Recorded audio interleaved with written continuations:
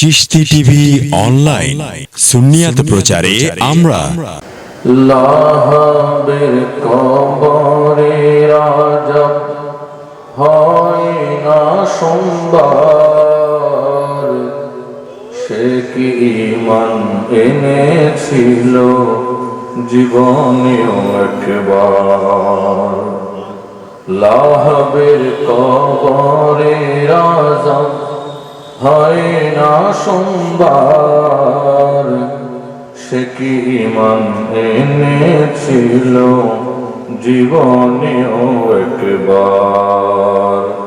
নাজাতের উসিলা হলো মিলাদুন নবীর খুশি, নাজাতের উসিলা হলো মিলাদুন নবীর খুশি।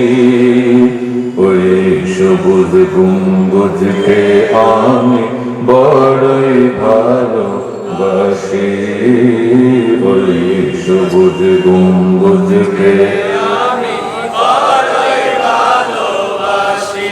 মন যে মদিনার বিরহে কান্দে দিবানিশি, মন যে মদিনার বিরহে কান্দে দিবানিশি। ওই সবুজ গম্বুজকে আমি বড়ই ভালোবাসি, ওই সবুজ গম্বুজকে আমি বড়ই ভালোবাসি। সুখ চাই না হুর চাই না, চাই না বালা খানা, সুখ চাই না হুর চাই না, চাই না বালা খানা। প্রিয় নবীর প্রেমে পড়ে হতে চাই পানা, প্রিয় নবীর প্রেমে পড়ে হতে চাই পানা। গলেতে পড়েছে আমার হুব্বে নবীর ফাঁসি, গলেতে পড়েছে আমার হুব্বে নবীর ফাঁসি। ওই সবুজ গম্বুজকে আমি বড়ই ভালোবাসি, ওই সবুজ গম্বুজকে আমি বড়ই ভালোবাসি। মন যে মদিনার বিরহে কান্দে দিবানিশি, মন যে মদিনার বিরহে কান্দে দিবানিশি।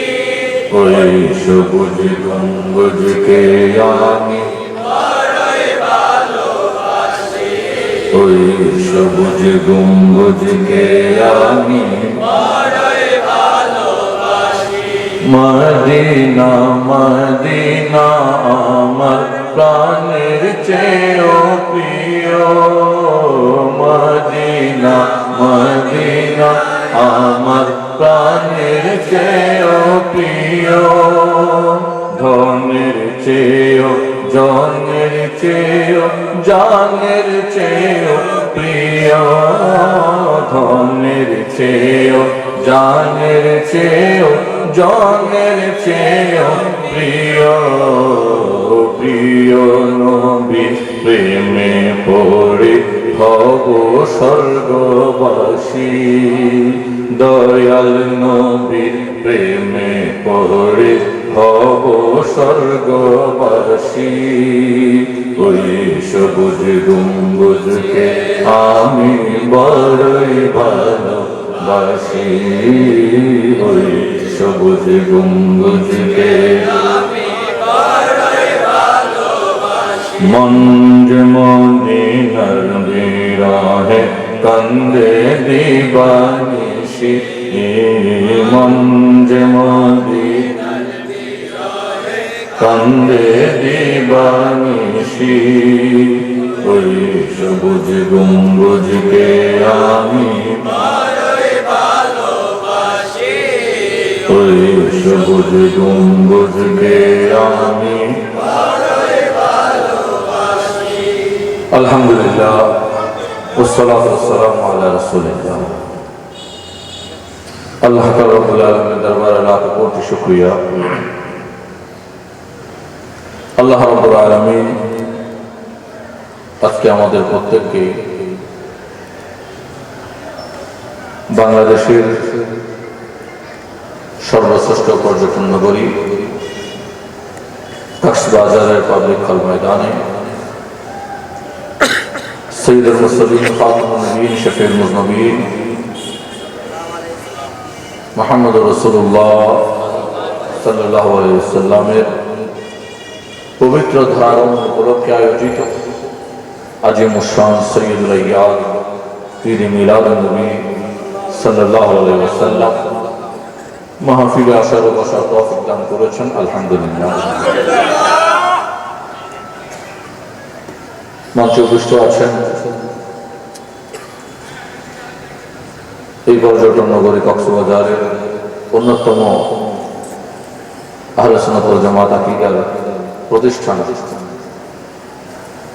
সুন্নি আলিয়া মাদ্রাসার সম্মানিত প্রিন্সিপাল সাহেব অধিবর উলামা ইকরাম, সাথে সাথে এই কক্সবাজারের বরেণ্য উলামা ইকরাম, আহলে সুন্নাত ওয়াল জামাতের মুজাহিদিন ইকরাম মঞ্চে উপস্থিত আছেন। আমার মতো না বান্দা, না লায়েক, না পাক, না চিজ বান্দা, সবার নাম নেওয়াটা সুন্দর নয়, কারণ অনেক সময় গুণীদের নাম দেওয়াটাও বেয়াদবি। বেয়াদবি ঠিক খালি নয়। আল্লাহ রাব্বুল আলামিন এই মুহাক্কিক উলামা ইকরামদের উপস্থিতিতে আজকের এই মাহফিলকে কবুল করুন। আসলে আমি তেমন আলোচনা করার ইচ্ছা নাই, তারপরেও যেহেতু আসছি বসছি, উলামা ইকরামগণ মহব্বত করেছেন, করছেন, এজন্য ইচ্ছা করেছি শুধু সুফি ইকরামদের বিষয়ে কিছু কথা বলবো। কারণ আমি ইদানিং যেখানে যাই শুধু সুফিবাদের আলোচনা করি, অন্যান্য আলোচনা আপাতত বন্ধ। কারণ আমরা সুন্নি হতে পেরেছি, তরিকতপন্থী হতে পারিনি, এটা হচ্ছে আমাদের বড় দুঃখের বিষয়। আমরা সুন্নি হতে পেরেছি, আদৌ তাসাউফ পন্থী হতে পারিনি, সুফিবাদী হতে পারিনি। সুফিবাদ ইসলাম কি? অল্প কথায় শেষ করে দেন, শুনবেন তো?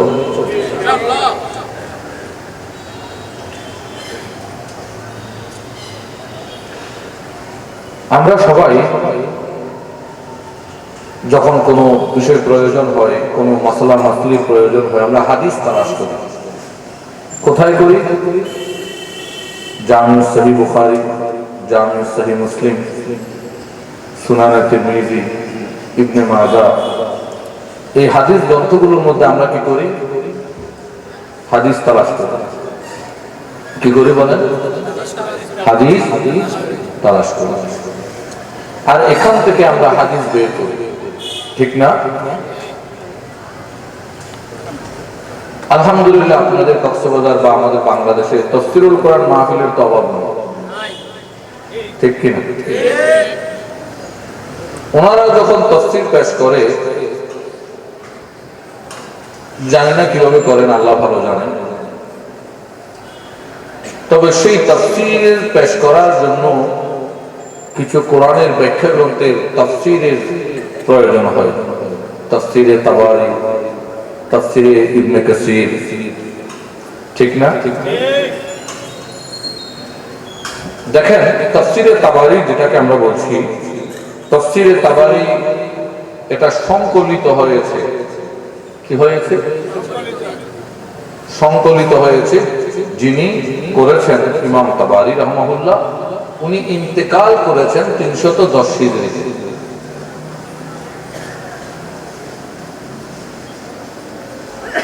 এটা হচ্ছে ওনার ইন্তেকালের সময়, বৎসর 310 হিজরি। হাফেজ ইবনে কাসির, যে তাফসীর ইবনে কাসির আমাদের বর্তমান যুব সমাজ নেটের মধ্যেও তাফসীর ইবনে কাসির বাংলা পড়ছেন, উনি ইন্তেকাল করেছেন 700 হিজরির শতাব্দীর দিকে, 700 শতাব্দীর দিকে।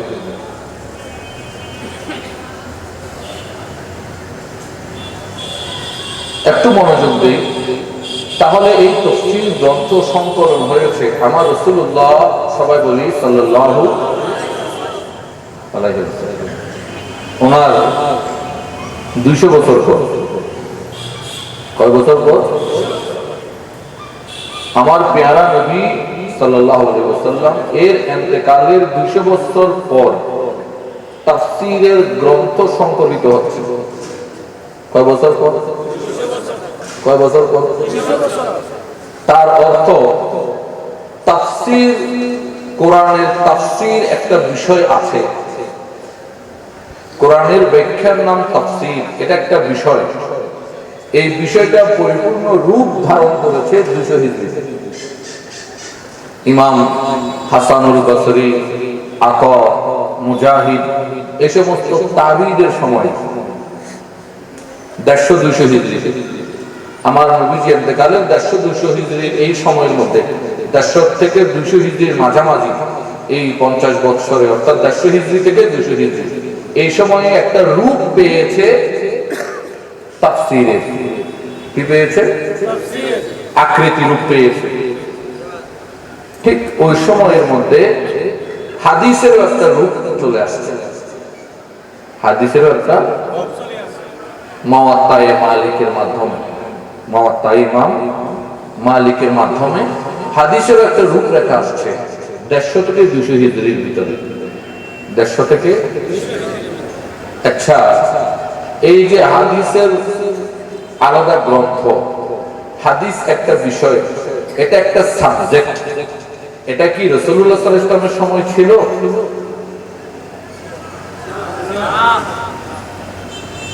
ছিল না। এটা 150 হিজরির পরে আসছে। তাফসীর একটা সাবজেক্ট, তাফসীর একটা বিষয়, এটা একটা পার্ট অফ ইসলামিক নলেজ। এটা কি আমার নবীজির সময়ে, সাহাবায়ে কেরামের সময়ে ছিল? কিন্তু এই তাফসীর রূপটা পেয়েছে 150 হিজরির পর। এবার আসেন আমাদের দৈনন্দিন বিষয়গুলোর সমাধানের জন্য যে বিদ্যা, যাকে বলা হয় ইলমে ফিকহ। ইলমে ফিকহ। আমি আমার স্ত্রীকে রেগে একটা কথা বললাম, এটা তালাক হলো কিনা। কাউকে মস্কারির ছলে বলে দিলাম তুমি আমার স্ত্রী, সেও মস্কারির ছলে বলে দিল হ্যাঁ আপনি আমার স্বামী। স্বামী স্ত্রী হবে কি? কারণ এখানে তো এজাব কবুল চলে আসছে। এই যে ইত্যাদি ইত্যাদি বিষয়গুলো আমার দৈনন্দিন জীবনে কোনটা সুন্নত, কোনটা ফরজ, কোনটা ওয়াজিব, কোনটা মুস্তাহাব, কেমন সুদ পদ্ধতি ইসলামে হারাম, চক্রবৃদ্ধি সুদ, সরল সুদ, মুদারাবা, এটাও তো গোড়ায় রেবা। তো কোন ধরনের সুদ ইসলামে হারাম? রেবা হারাম হলে মুদা রেবা, এটা হালাল হলো কোন যুক্তিতে? আর এটা কোন পর্যায়ে হালাল? হালাল হলে কেমন হালাল? ইত্যাদি ইত্যাদি আমাদের দৈনন্দিন বিষয়ে অনেক প্রশ্ন আছে। এগুলোর সমাধান দেওয়ার যে বিদ্যা, যেই পাঠ্য, যেই নলেজ, এটার নাম হচ্ছে ফিকহ। এটার নাম কি? আমি একটু টেনে বলছি না, বড় আওয়াজে বলছি না, আস্তে আস্তে বলছি, আপনারা বুঝতে কষ্ট হচ্ছে? আমি আস্তে আস্তে বলছি যাতে শব্দগুলো আপনারা বুঝতে পারেন। এটার নাম কি? দেখেন, আপনার সাথে আমার মতামত থাকতে পারে, মতামত এক হবে, আপনার সাথে আমার এক মত হবে, এটা কোনো বিষয় না, হতেই পারে। যেখানে আপনার সাথে আমার খাওয়ার গরমিল, আপনার ঝাল ভালো লাগে, আমার ঝাল ভালো লাগে না, আপনার মিষ্টি ভালো লাগে, আমার মিষ্টি ভালো লাগে না, আপনি ঝাল একটু বেশি খান, আমি একটু কম খাই। আপনার এক তরকারি পছন্দ, আমার আরেক তরকারি পছন্দ। আপনার আবহাওয়া বিকেলে ভালো লাগলে আমার সকালের আবহাওয়া ভালো লাগে। আপনার চেহারা একরকম, আমার চেহারা একরকম। আপনার রুচি একরকম, আমার রুচি একরকম। আপনার ব্লাড গ্রুপ একরকম, আমার একরকম। ব্লাড গ্রুপ মিললেও আবার স্টাইলে মিলছে না। যেখানে আমাদের সব কিছুর মধ্যে পার্থক্য আছে, আমাদের ব্রেনের মধ্যে পার্থক্য, আমাদের দৃষ্টি চোখের পাওয়ারের মধ্যে পার্থক্য, আমাদের চিন্তা ভাবনার মধ্যে পার্থক্য, সমস্ত কিছুর মধ্যে পার্থক্য। সেখানে মানা আর না মানা, মানা আর না মানা, অ্যাকসেপ্ট এন্ড নন অ্যাকসেপ্ট, এটার মধ্যেও পার্থক্য থাকা স্বাভাবিক। কিন্তু কথাগুলো শুনতে তো সমস্যা নেই, একটু শুনেন। এই ইলমে ফিকাহ এটা রূপ নিয়েছে তাও ১৫০ হিজরিতে। কত হিজরিতে? আলাদা একটা ফাউন্ডেশন হয়েছে ইলমে ফিকাহ। তাহলে রাসূল সাহাবীর যুগে ছিল না।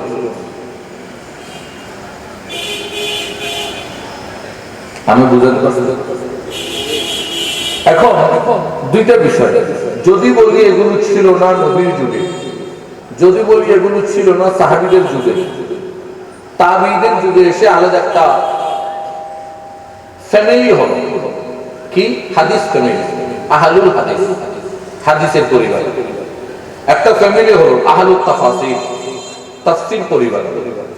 আহলুল ফিকহ, ফকিহ পরিবার।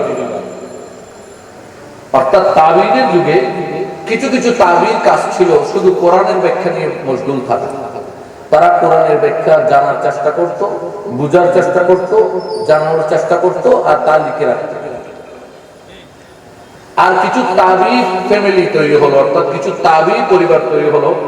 এরা মনোযোগ দিল হাদিসের দিকে।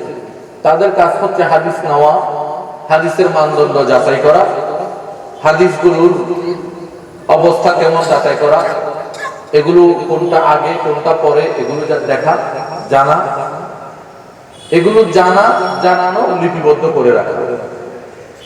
হাদিস ফ্যামিলি, হাদিস পরিবার। ঠিক ওই সময় তাবিঈদের মধ্যে আরেকটা পার্ট তৈরি হলো।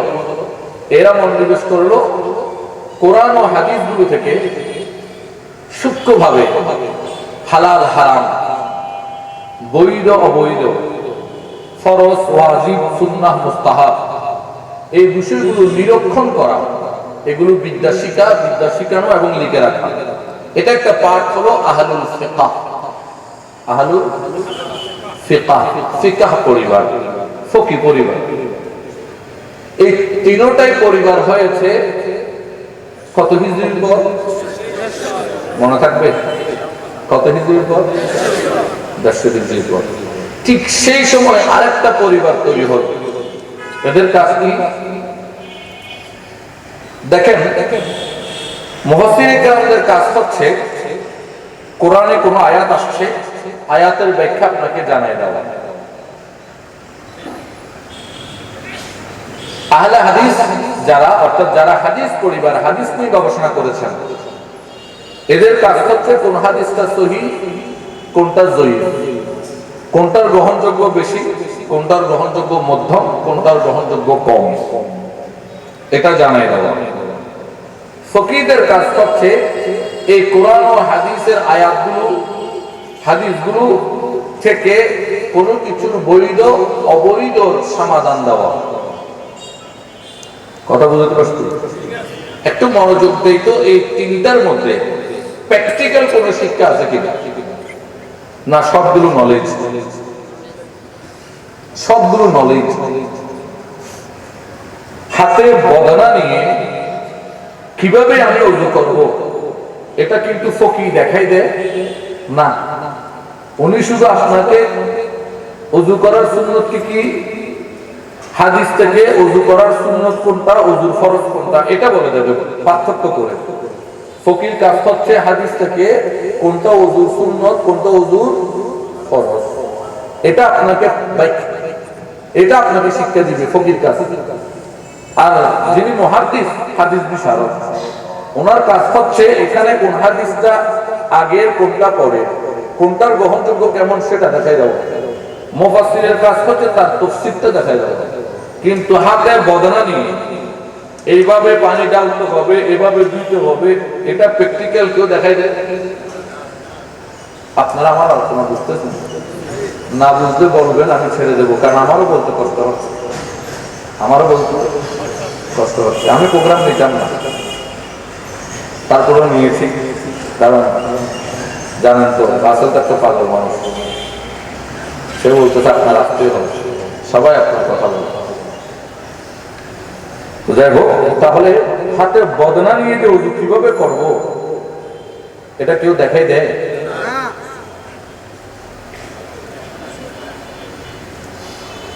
মুফাসসির কেরাম কোরআন থেকে ব্যাখ্যা দিয়ে দিল যে নামাজ কিভাবে পড়তে হবে। মুহাদ্দিসে কেরাম বের করে দিল যে রফিউল ইয়াদাইন করার হাদিসের থেকেও না করার হাদিস মজবুত বেশি। অর্থাৎ কোনটা করবো কোনটা করবো না, হাদিস কোনটার অবস্থা কি, তারা ব্যাখ্যা দিল। ফুকাহায়ে কেরাম যারা, ফকিহ যারা, ওনারা আবার সেখান থেকে মাসালা বের করলো যে নামাজে দাঁড়ানো ফরজ, রুকু ফরজ, সাজদা ফরজ, কুনুত ফরজ, আত্তাহিয়াতু ওয়াজিব, এটা সুন্নাত, ওটা সুন্নাত, এটা ওয়াজিব, ব্যাখ্যা দিয়ে দিল। কিন্তু এইভাবে হাত কিবলার দিকে রাখতে হবে, এভাবে ধরতে হবে, এভাবে বাঁধো, প্র্যাকটিক্যাল কেউ শিখাইছে? এটা কি ফকির কাজ? না। এটা কি মুফাসসিরের কাজ? না। এটা কি মুহাদ্দিসের কাজ? এটা কার কাজ? প্র্যাকটিক্যাল যেটা, একটা তো থিওরিক্যাল, একটা প্র্যাকটিক্যাল, আর একটা নলেজ।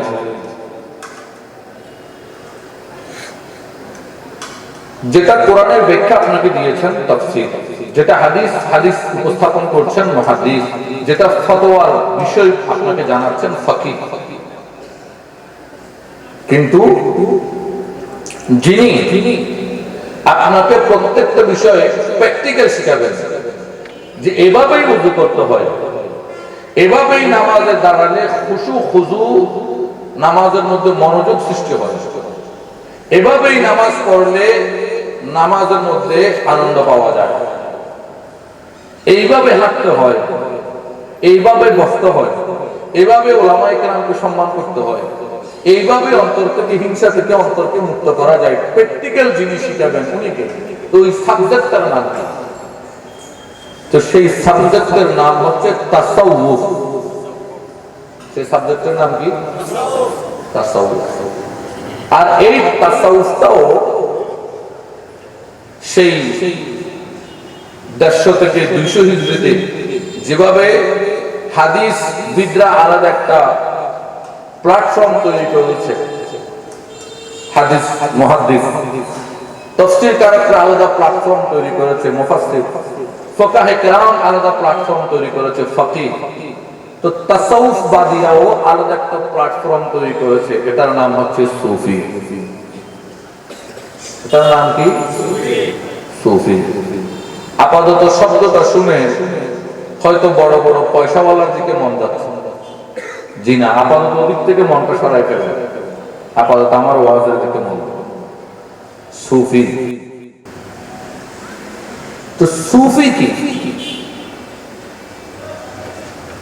তাহলে সুফি হচ্ছে এরা প্র্যাকটিক্যাল শিখাবে। কি শিখাবে? প্র্যাকটিক্যাল শিখাবে। তাহলে এখন দ্বীন ইসলামের একটা, পুরো দ্বীন ইসলামের একটা পরিচয় আমরা পেলাম। আল্লাহ আমাদেরকে কোরআন দিয়েছেন, কোরআন বিশারদ মুফাসসির, রাসূলুল্লাহর পক্ষ থেকে আমরা হাদিস ও সুন্নাহ পেয়েছি, এগুলোর বিশারদ মুহাদ্দিস। আল্লাহ ও রাসূলের পক্ষে যা আসছে ওই দিন থেকে ফুকাহায়ে কেরাম, ফকিহ, অর্থাৎ সেখান থেকে আমাদের জন্য আহকাম, হুকুম, আহকামগুলো ব্যাখ্যা বিশ্লেষণ করেছেন ফকিহ, আর এগুলোকে প্র্যাকটিক্যাল শেখানো হচ্ছে সুফি। এটা একটা পুরো দ্বীনের একটা স্ট্রাকচার, পরিচয় আমরা পেয়ে গিয়েছি। এতক্ষণ বলেছিলাম যে এই তিনটা 150, এই চারোটাই হয়েছে 150 হিজরির পর। 150 হিজরির আপনি যদি দেখেন হাদিস সংকলক ইমাম বুখারী, মুসলিম, তিরমিজি, নাসাই সবাই 200 হিজরির পর, সবাই 200 হিজরির পর। ইমাম মালিক যিনি 150 হিজরির, 200 হিজরির আগে। ইমাম মুহাম্মদ 200 হিজরির আগে, বাকি সব 200 হিজরির পর। একটু মনোযোগ দিন। ঠিক তাফসীর কারকদের মধ্যে যিনি সর্বপ্রথম তাফসীরগুলো সংকলনের দিকে মনোনিবেশ করেছেন ইমাম ইবনে আবি হাতিম রাজি রাহমাহুল্লাহ, উনি 300 হিজরির আগে, 200 হিজরির পর। ইমাম তাবারি 300 হিজরির আগে, 200 হিজরির পর, 200 থেকে 300 হিজরি। ঠিক ওই সময়ের আগে, অর্থাৎ হাদিস ও তাফসীর আলাদা প্ল্যাটফর্ম তৈরি করার আগে প্ল্যাটফর্ম তৈরি হয়েছে ইলমে ফিকহ। ইলমে কিভাবে? কারণ এটার খিদমত করেছেন শুরুতে, যার নাম বলতে হয় ইমামে আযম আবু হানিফা। উনি 80 হিজরিতে জন্ম হয়েছে। তাহলে বোঝা যায় হাদিস ও তাফসীর এই দুইটা ফাউন্ডেশন রাখার আগেই রাখা হয়েছে ইলমে ফিকহ। কেন? কারণ এটা খুবই জরুরি বিষয়। এটা খুবই, কারণ সর্বসাধারণ আমরা যারা বসে আছি নিচে, কোরআনের সমস্ত আয়াতের তাফসীর আপনার জানার দরকার আছে? কোনো দরকার নাই। সব হাদিস আপনার জানার দরকার আছে? দরকার নাই। আপনার জানার দরকার কি? কোনটা হালাল, কোনটা হারাম, কোনটা জায়েজ, কোনটা না জায়েজ, কোনটা ফরজ, কোনটা ওয়াজিব, কোনটা সুন্নাত, কোনটা মুস্তাহাব, কোনটা মুবাহ, কোনটা হারাম, কোনটা মাকরুহ। আপনার জানার দরকার এটাই তো, কি বলেন? আপনার সাধারণ জেনারেলের যেটা জানা দরকার সেটাই হচ্ছে ইলমে ফিকহ। এই জন্য হাদিস ও তাফসীরের ফাউন্ডেশনের আগে ইলমে ফিকহ ফাউন্ডেশন হয়েছে।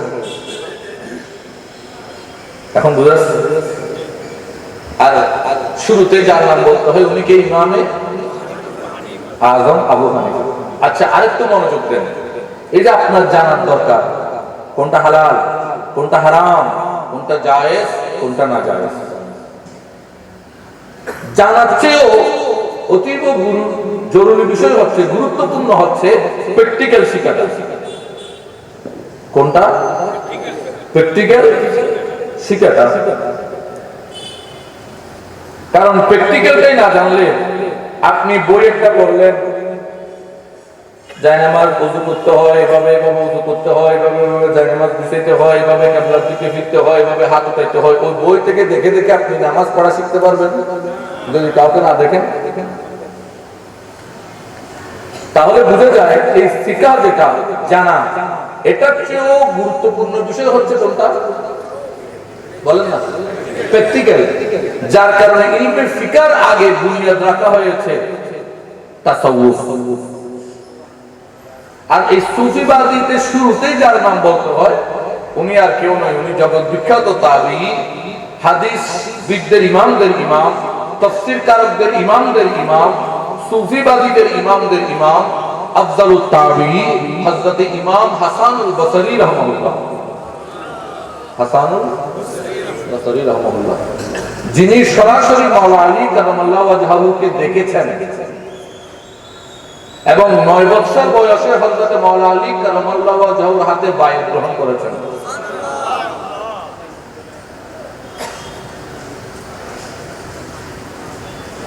তাহলে বুঝা যাচ্ছে প্রথমে আলাদা একটা প্ল্যাটফর্ম তৈরি হয়েছে, সেটার নাম সুফিবাদ।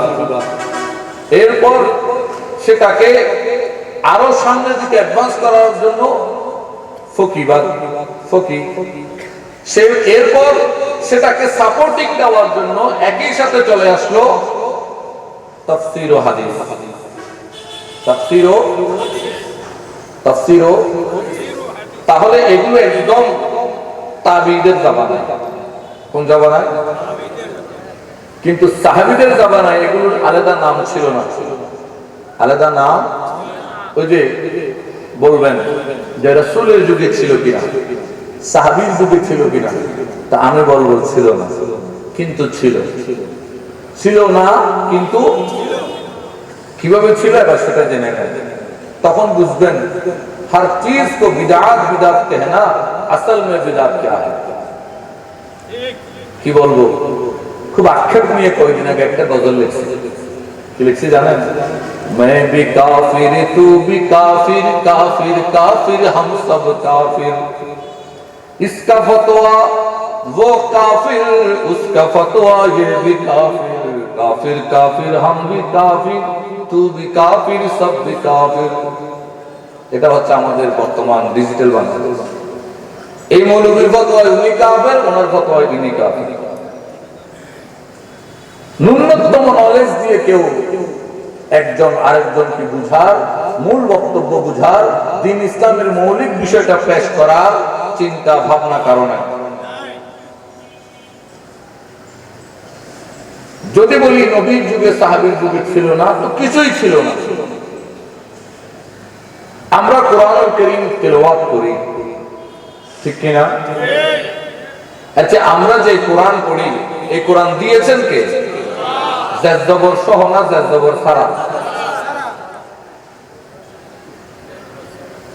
তো জাজ জবর সহ কোরআন শরীফ এটা তো আল্লাহ দেয় নাই,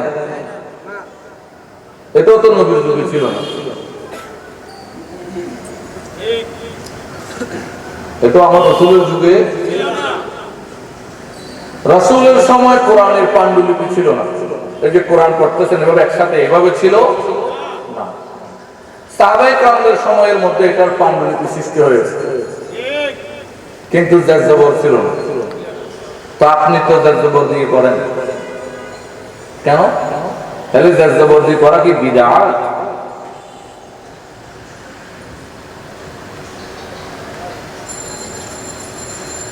আসেন, সব রাসূলের যুগে ছিল, তো কি ছিল না? না বলে হুজুর তাহলে যে বলে ছিল না, ছিল না শুধু নাম।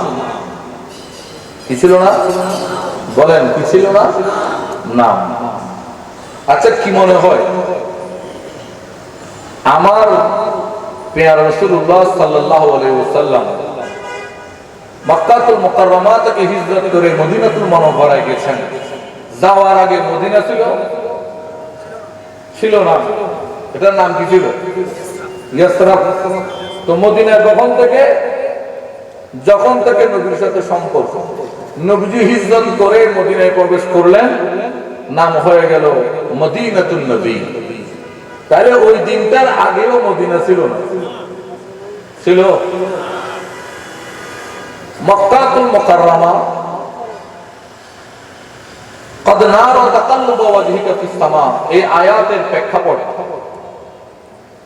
আগে তো কিবলা ছিল বাইতুল মুকদ্দাস, এর আগে এই খানায়ে কাবাটা কিবলা ছিল না আপাতত একটা মন্দির বলতে পারি?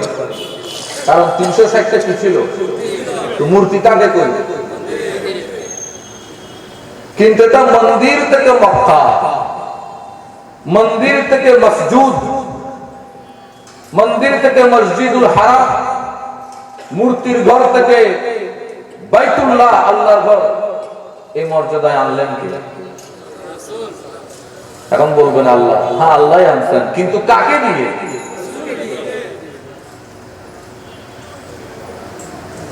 তাহলে এর আগে থেকেও ছিল। मौलवी साहिब यहाँ कुछ न था, सब बाद में हुआ। আপনি যে বলছেন খানায়ে কাবা, এটা তো আদমের সময় ছিল না, ইব্রাহিমের সময় আল্লাহ রাব্বুল আলামিন হযরত ইব্রাহিম খলিলুল্লাহকে বললেন, তোমার ওই শিশু সন্তান ইসমাঈল ও হাজরাকে পাঠিয়ে দাও, মরুভূমিতে পাঠিয়ে দিলেন। কিছু নাই, কিছু নাই বলতে কিছু নাই, একদমই কিছু নাই, মরুভূমি। আপনাদের কক্সবাজার বিচের পারে গেলে একদিকে তো পানি আছে, আর একদিকে ঝাউ গাছ আছে, একদিকে পানি আর একদিকে, কিন্তু সেখানে পানি আর ঝাউ গাছ নেই, কিছু নাই। কিন্তু ওই শিশু ইসমাঈল আলা নবীনা আলাইহিস সালামের ওসিলায় আল্লাহ একটা কূপ দিলেন, পানি। যেই পানি আসছে, বাংলা কথা পানির নাম জীবন, যেই পানি আসছে আস্তে আস্তে গাছ হচ্ছে। এখন মানুষ যখন মদিনা থেকে তায়েফ, সিরিয়া থেকে, এইভাবে এই রুট যখন মানুষ ব্যবহার করত, পানি যখন পাওয়া গেছে, এখন মানুষ আস্তে আস্তে ওখানে বসবাস করা শুরু, মানুষ ওখানে যাত্রা বিরতি দেওয়া শুরু, এইভাবে আস্তে আস্তে বসতি হয়েছে। রেখে গিয়েছিলেন শিশু সন্তান ইসমাইল, সে বড় হয়েছে। একটু চিন্তা করেন, একটা বাচ্চা কত বড় হলে তার বাবার সাথে ঘর বাঁধার কাজে যোগালি দিতে পারে? কত বড় হলে বাবার সাথে ঘর বাঁধার কাজে হেল্প করতে পারে? একটু চিন্তা করেন। ছোট বাচ্চাটা রেখে গেল, আর তিনি কত বড় হলো, জিবরাইল খলিলুল্লাহ আসলেন ওই বাচ্চাকে নিয়ে। এখন তো আর বাচ্চা নাই, ইসমাইল বড় হয়ে গেছে, ওনাকে নিয়ে এই কাবাতুল্লাহ শরীফের এই ঘরটা নির্মাণ করলেন। তো এটাও তো আগে ছিল না, এটার ভিত্তি রেখেছেন দুইজন ইনসান, দুইজন মানুষ, কিন্তু নবী, খলিলুল্লাহ আর জবিউল্লাহ। তো কোন কিছু নাই হয়েছে, ইহার নাম বিদআত নয়। তো বিদআত কাকে বলে? যার ভিত্তি ছিল না, একেবারে নতুন করা হয়েছে, সেটাকে বেদাত। এই যে ইব্রাহিম বানিয়েছেন কাবাতুল্লাহ, এটা বেদাত নয়। কেন? কারণ এটার ভিত্তি আগে ছিল। আদম আলাইহিস সালাম এখানে এসে দোয়া করেছিলেন, আরফার মধ্যে মা হাওয়া এবং বাবা আদমের সাক্ষাৎ হয়েছিল। তাহলে ভিত্তি আগে ছিল, কিন্তু সেটা মুছে গেছে, নতুন করে রাখা হয়েছে।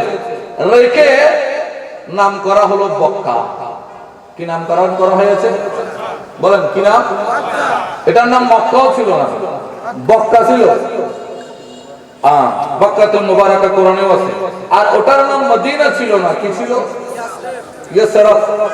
কি বলবো, আল্লামা বেগম শাহ ওয়ারসি অনেক সুন্দর একটা শেয়ার লিখেছেন। উনি লেখছে, আমি বাংলায় সহজে বলছি। উনি বলছেন যে এখানে তো কিছুই ছিল না, এখানে ছিল বক্কা, ওখানে ছিল ইয়াসরাফ।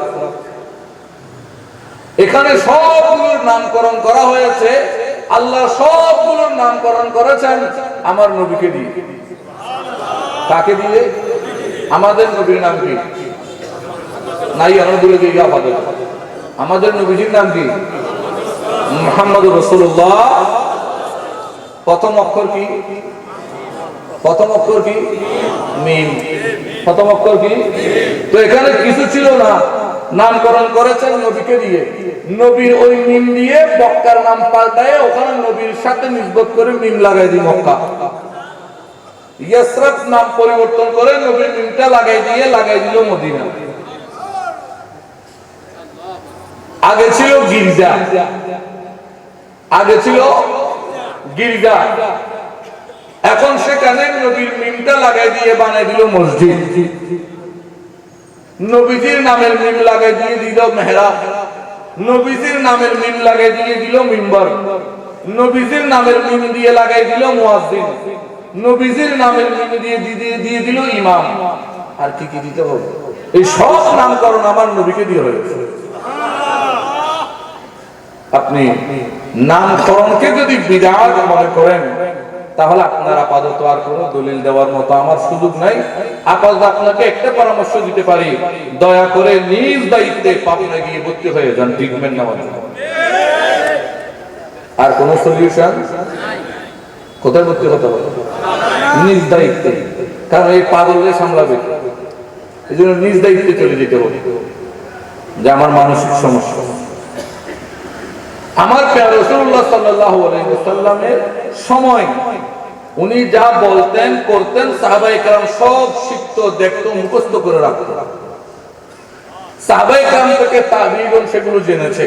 তাহলে হাদিস চর্চা ছিল, কিন্তু জামি সহিহ বুখারী ছিল না, জামি সহিহ মুসলিম ছিল না, তিরমিজি ছিল না, আল মুজতাবা অর্থাৎ সুনান নাসাই ছিল না। এই নামকরণ হয়েছে 200 হিজরির পর। মুওয়াত্তা ইমাম মালিক 150 হিজরির পর, মুওয়াত্তা মুহাম্মদ 150 হিজরির পর। এই নামকরণ হয়েছে পরে, কিন্তু হাদিস চর্চাটা রাসূলের সাহাবায়ে কেরামের জামানায় ছিল। চর্চাটা ছিল, নামকরণ হয়েছে 150 হিজরি।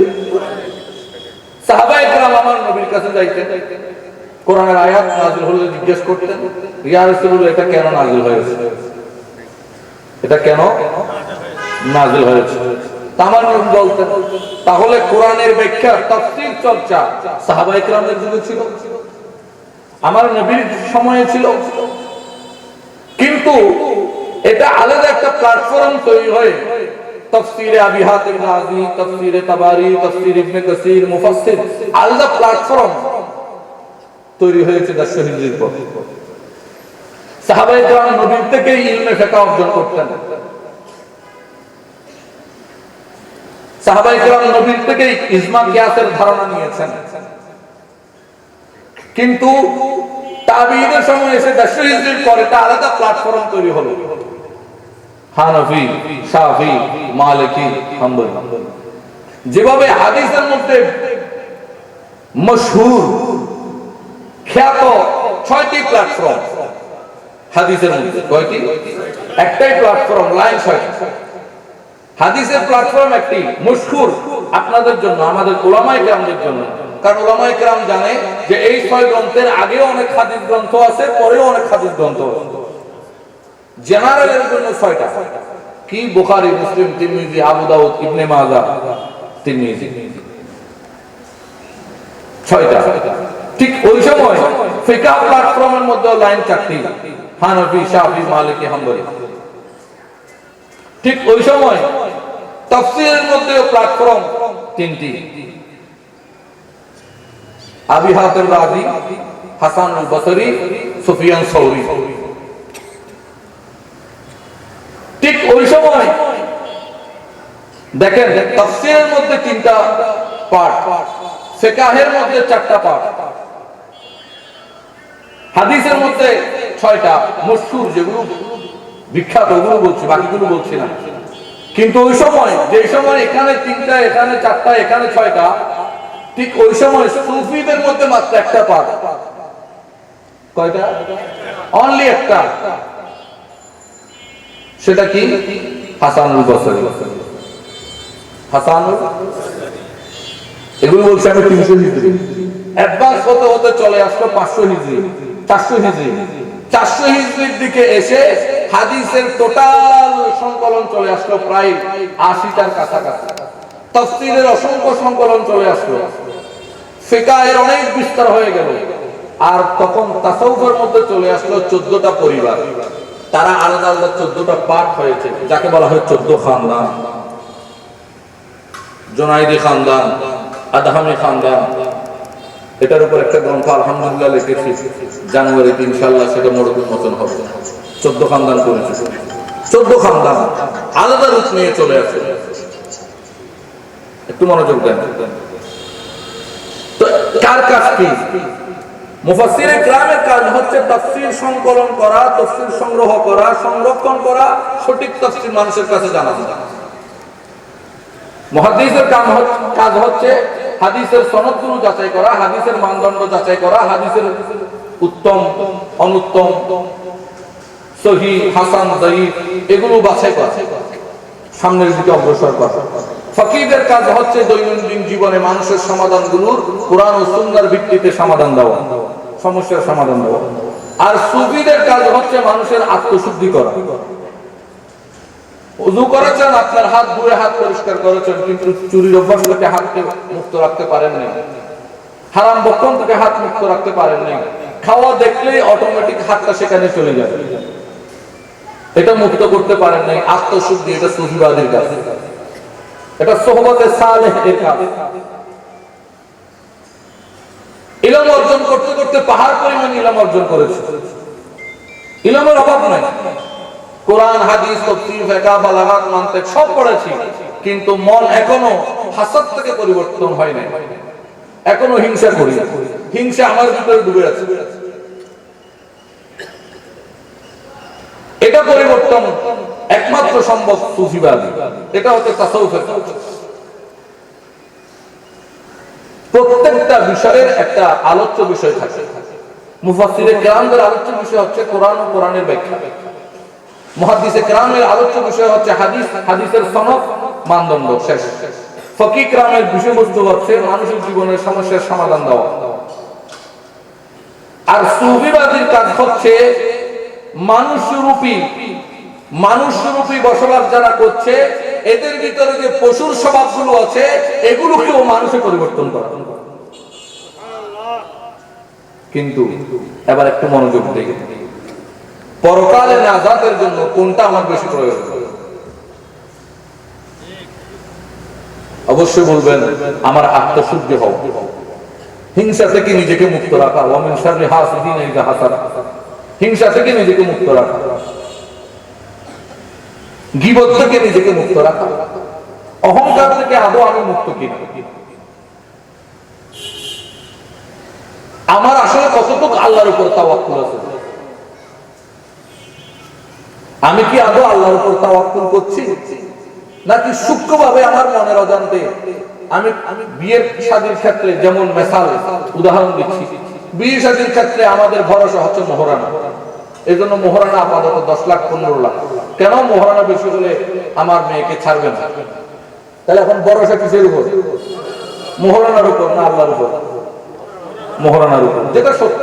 নিজে একটু চোখ বন্ধ করে নিজেকে অ্যানালাইসিস করে। আমি চিন্তা করছি আমার মুর্শিদের দরবারের প্রচার প্রসার আমি করব, আমার পীর সিলসিলার প্রচার আমি করব, নাউযুবিল্লাহ। ওলির প্রচার আপনি করবেন না আল্লাহ করবে? তাহলে আপনার এখানে তাওয়াক্কুলের অবস্থান কোথায়? এভাবে প্রত্যেকটা কাজে একটু রাত্রে বসে অ্যানালাইসিস করি যে আমার আল্লাহর উপর আদৌ তাওয়াক্কুল আছে কিনা, নাকি আমার মনের অজান্তেই আমি তাওয়াক্কুল থেকে সরে গেছি। আর তাওয়াক্কুল থেকে সরে মনের অজান্তে যখন সবসময় চিন্তা করবেন এটা আমার করতে হবে, এটা আমাকে সেভ করবে, ওটা আমাকে সেভ করবে, এটা আপনার মনের অজান্তেই আপনাকে কুফরের সৃষ্টি করে দেবে, আল্লাহ ও রাসূল থেকে অনেক দূরে সরিয়ে দেবে আপনার মনের অজান্তে। আর তখন আপনি একের পর এক অন্যায় গুনাহের মধ্যে লিপ্ত হয়ে যাবেন। আপনি গুনাহকে গুনাহই মনে করবেন। কেন? কারণ ফি কুলুবিহিম মারাদুন ফাযাদাহুমুল্লাহু মারাদা, আপনার কলবের মধ্যে সন্দেহ রোগ আছে। আপনার কলব যখন কলবে মরিজ, রোগাক্রান্ত কলব, ফি কুলুবিহিম মারাদুন, কলবে আছে রোগ, ফাযাদাহুমুল্লাহু মারাদা, এই রোগ বাড়িয়ে দেন আল্লাহ। কলবে যখন এখনো রোগ, এটা কলবে মুতমাইন হয় নাই, এটা কলবে সাকিনা হয় নাই। আমি আলোচনা অনেক সংক্ষেপ করছি। কোরআনুল কারীমের মধ্যে কলবে মুতমাইন্না, কলবে সাকিনা সবগুলো আলোচনা হয়েছে। কলবে মুতমাইন্না, কলবে সাকিনা হয় নাই, এটা এখনো কলবে মরিজ, রোগাক্রান্ত কলব। তো রোগাক্রান্ত কলব এখন আপনার সবকিছুতে সন্দেহ মনে হবে, অ্যাকসেপ্ট করতে আপনার একটু সমস্যা হবে। এই আপনি যেখানে সেখানে একটু মান সম্মান খুঁজবেন, এই আপনার মান সম্মানে যখন তখন যে কোনো মুহূর্তে লেগে যেতে পারে, ইকো প্রবলেম। এগুলো যখন আপনার ভিতরে থাকবে কলবে মরিজ। আর যখন হার হামেশা আপনি রিকশায় চড়ছেন, আমার আল্লাহ চড়াচ্ছে, প্রাইভেট কারে চড়ছেন, আল্লাহ চড়াচ্ছে। এই যে আজকে যা কনফারেন্স, নুরিয়া কনফারেন্স বলি আমরা, দরবেশ মাওলা রাহমাহুল্লাহ, উনি রিকশায় চড়ছে, ট্যাক্সিতেও চড়ছে, দামি গাড়িতেও চড়ছে, যেখানেই চড়ছে ওনার বসার ধরন একরকম, ওনার মনে শরীরে কোনো প্রভাব দেয় নাই যে আমি অনেক দামি গাড়িতে চড়ছি। কিন্তু আমরা একটা ভাব চলে আসছি। আমি নিজেই দেখেছি উনি রাস্তা দিয়ে হাঁটছেন, ওনাকে মানুষ বলতেছে ভণ্ড, উনি হাসছেন। আবার যে বন্ধ বলেছে দেখা গেছে সেই 5-6 বছর পর আসছে, হুজুর একটু আমার ঘরে যেতে হবে, আবার গেছে, হাসছে। কিন্তু আমাদের ক্ষেত্রে এগুলো ঘটলে আমাদের ইকো প্রবলেম, মান সম্মানে লেগে যায়। তো এই যে কলবে মরিজ, এটা কলবে মুতমাইন কিভাবে হবে, কলবে সালিম কিভাবে হবে? এবার আসেন কোরআনুল কারীমের মধ্যে আল্লাহ নাফসে হওয়ার কথা বলেছেন, কোরআনুল কারীমের মধ্যে নাফসে লাওয়ামার কথা বলেছেন, কোরআনুল কারীমে নাফসে আম্মারার কথা বলেছেন, নাফসে মুতমাইন্নার কথা বলেছেন।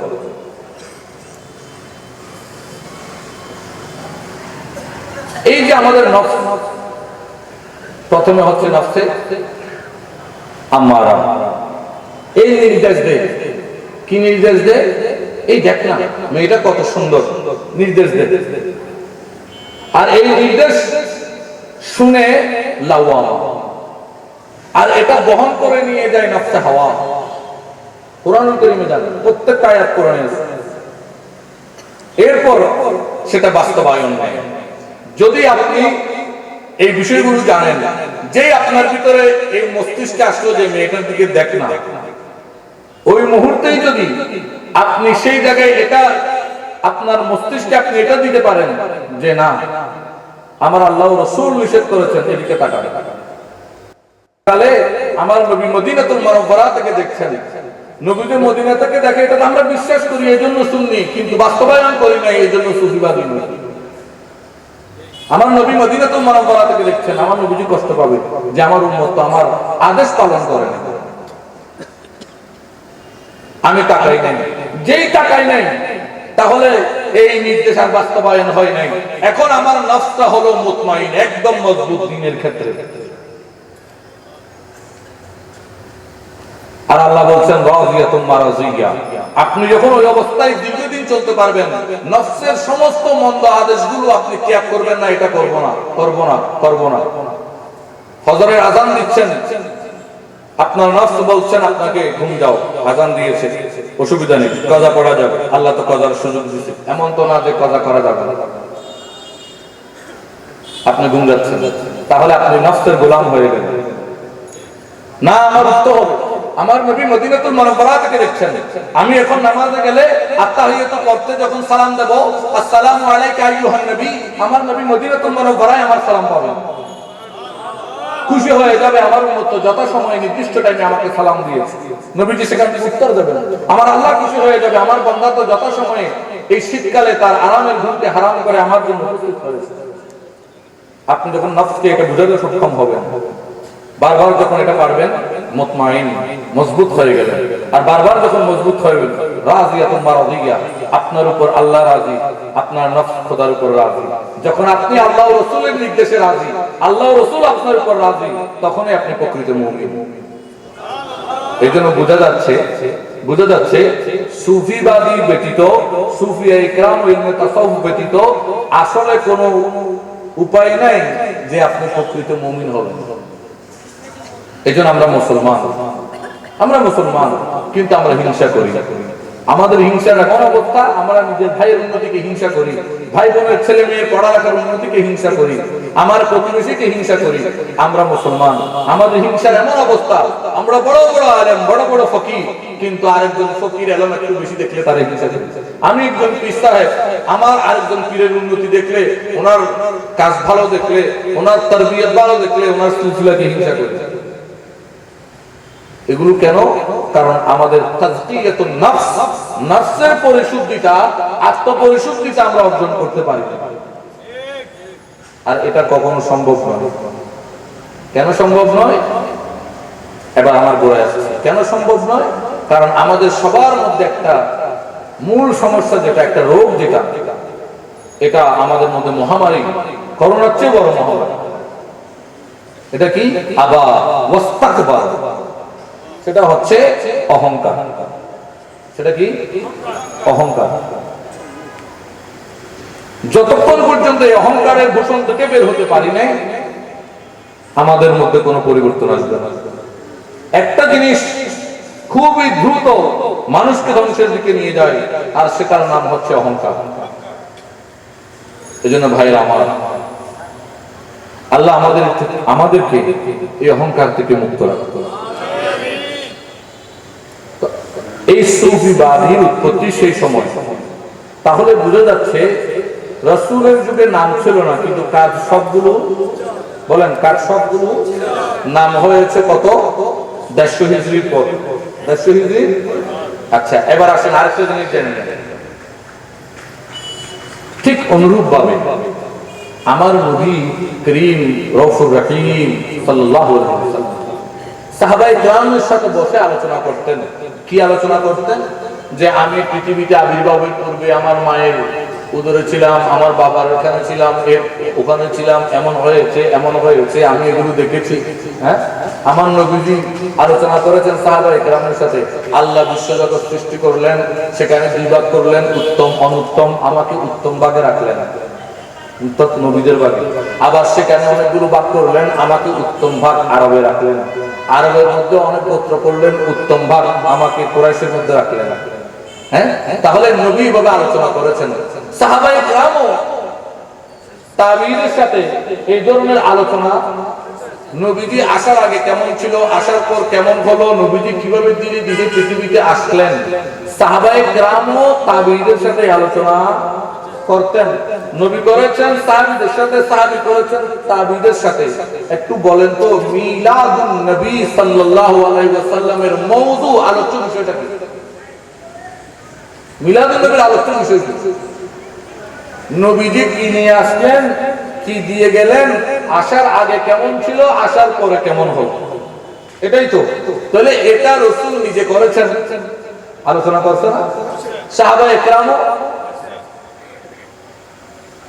একটু মনোযোগ দিয়ে করেছে। এখন তাবিঈদের জামানায় হয়েছে, তবে তাবিঈদের জামানায় এসে এই ধরনের হাদিসগুলোকে লিখতে হবে না। তো হাদিসের কোন অধ্যায়ে, কোন পরিচ্ছেদে লিখবে? এখন লেখার জন্য ওনারা একটা পরিচ্ছেদ করেছে, কি? বাবে মা জাআ ফি মিলাদুন নবী সাল্লাল্লাহু আলাইহি ওয়াসাল্লাম। ওই হাদিসগুলোকে লেখার জন্য, যেমন যাকাত সংক্রান্ত হাদিসগুলো লেখার একটা পরিচ্ছেদ, নাম কি? কিতাবুজ যাকাত। নামাজের বিষয়ে আলোচনার হাদিসগুলোর জন্য একটা পরিচ্ছেদ, নাম কি? কিতাবুজ সালাত। তো রাসূল আসার আগে কি হলো, কি ছিল, আসার সময় কি হলো, আসার পর কি হচ্ছে, কি দিয়ে গেলেন, কি নিয়ে আসলেন, খালি আসলেন না শুধু মুসলমানদের জন্য নিয়ে আসলেন, নাকি হিন্দু, বড়ুয়া, খ্রিস্টান, সকল জাতি, সকল শ্রেণী, কুল কায়নাতের সৃষ্টির জন্য রহমত হয়ে আসলেন? এই আলোচনার বিষয়গুলো কোন হাদিসে রাখবে, কোন অধ্যায়ে রাখবে, তার একটা অধ্যায় করলেন মা জাআ ফি মিলাদুন নবী সাল্লাল্লাহু আলাইহি ওয়াসাল্লাম।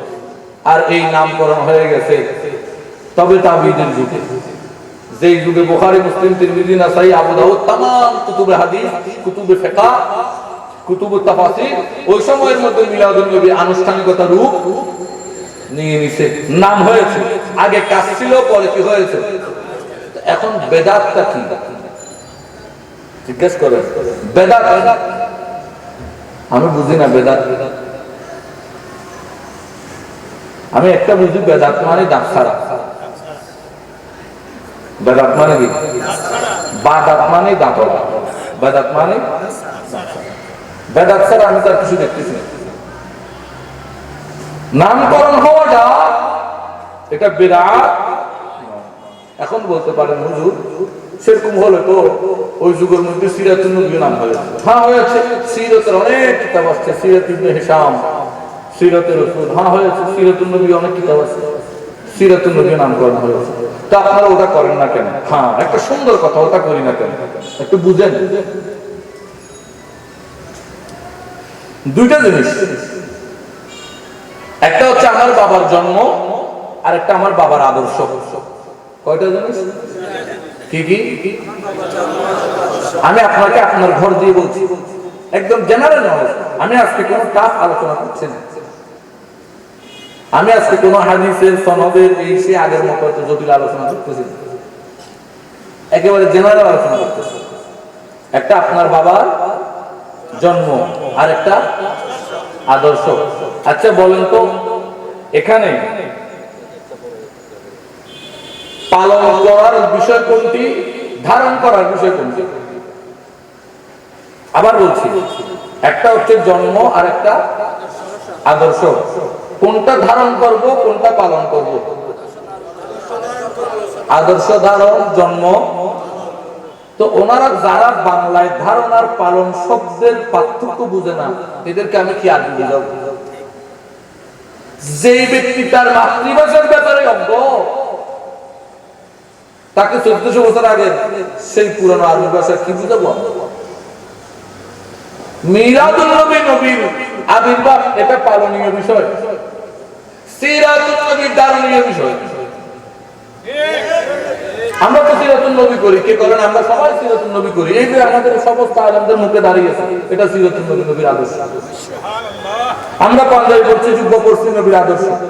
আমরা মাথায় পাগড়ি পড়ছি, নবীর আদর্শ, নবীর সিরাত। আমরা সত্য কথা বলতে কাউকে ভয় পাচ্ছি না, তোষামোদি করছি না, এটা নবীর সিরাত। আমরা আপনাদের সাথে কোরআন ও হাদিসের আলোচনা করছি, এটা নবীর সিরাত আদর্শ।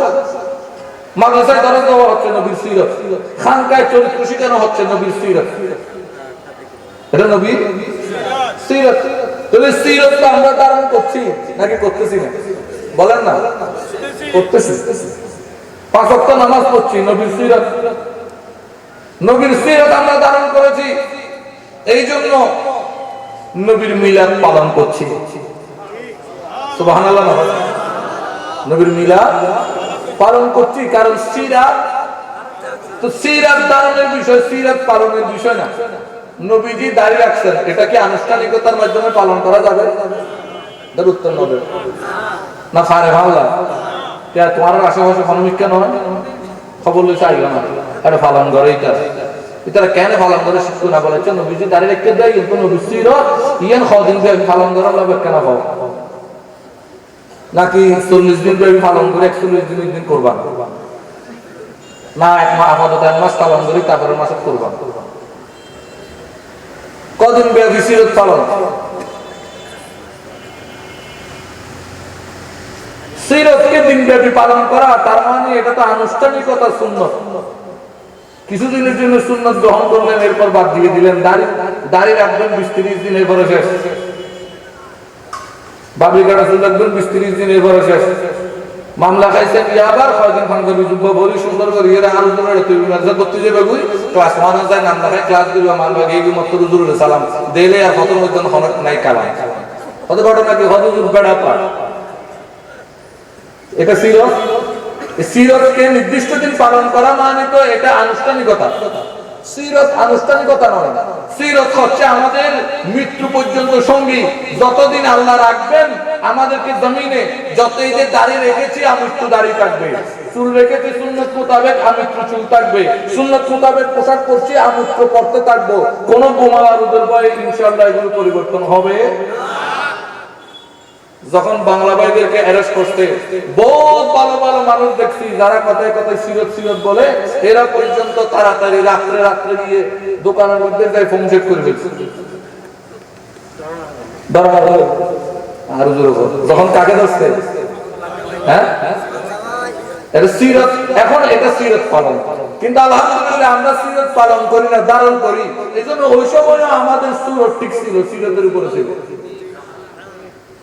আমাদের সুরত সিরতের উপরে ছিল। এই জন্য সিরত ধারণের বিষয়, সিরত আলোচনার বিষয় নয়। এবার আসেন, সিরত ধারণ করব, আলোচনা করব, আনুষ্ঠানিক পালনের বিষয় না।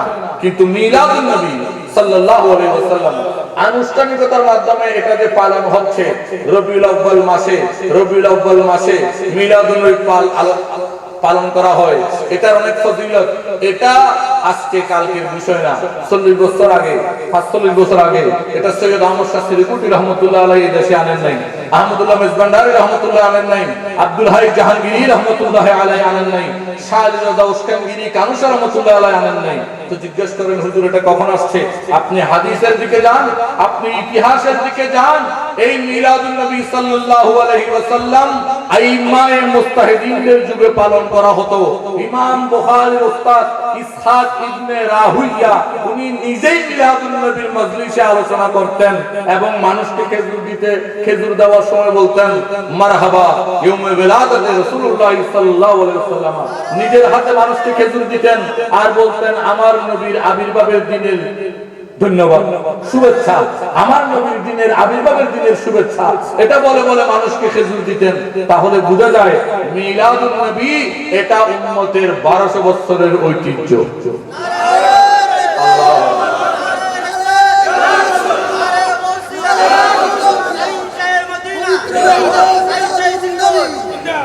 তাহলে এটা নতুন কোন বিষয়? কিন্তু ওনাদেরকে বলেন যে সিরাতুন নবী আনুষ্ঠানিকতার মাধ্যমে আপাতত বাংলাদেশ তারা কোথায় কোথায় পালন করে?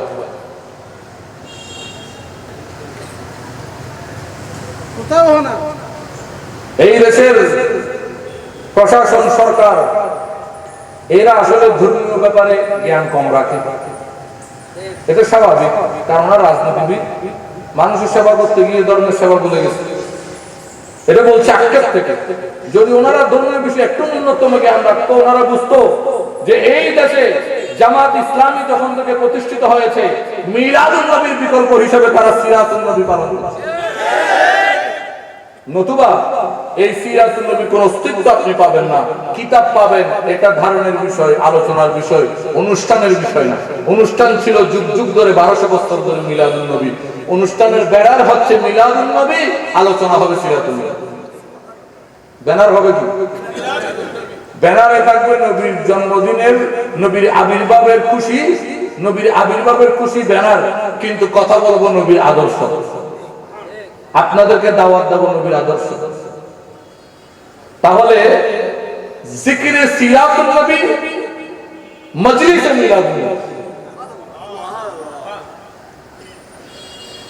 ব্যানার হচ্ছে মিলাদুন নবী, কিন্তু যা করছি নবীর কি? জিকির, নবীর সিরাত, নবীর জীবন আদর্শের আলোচনা।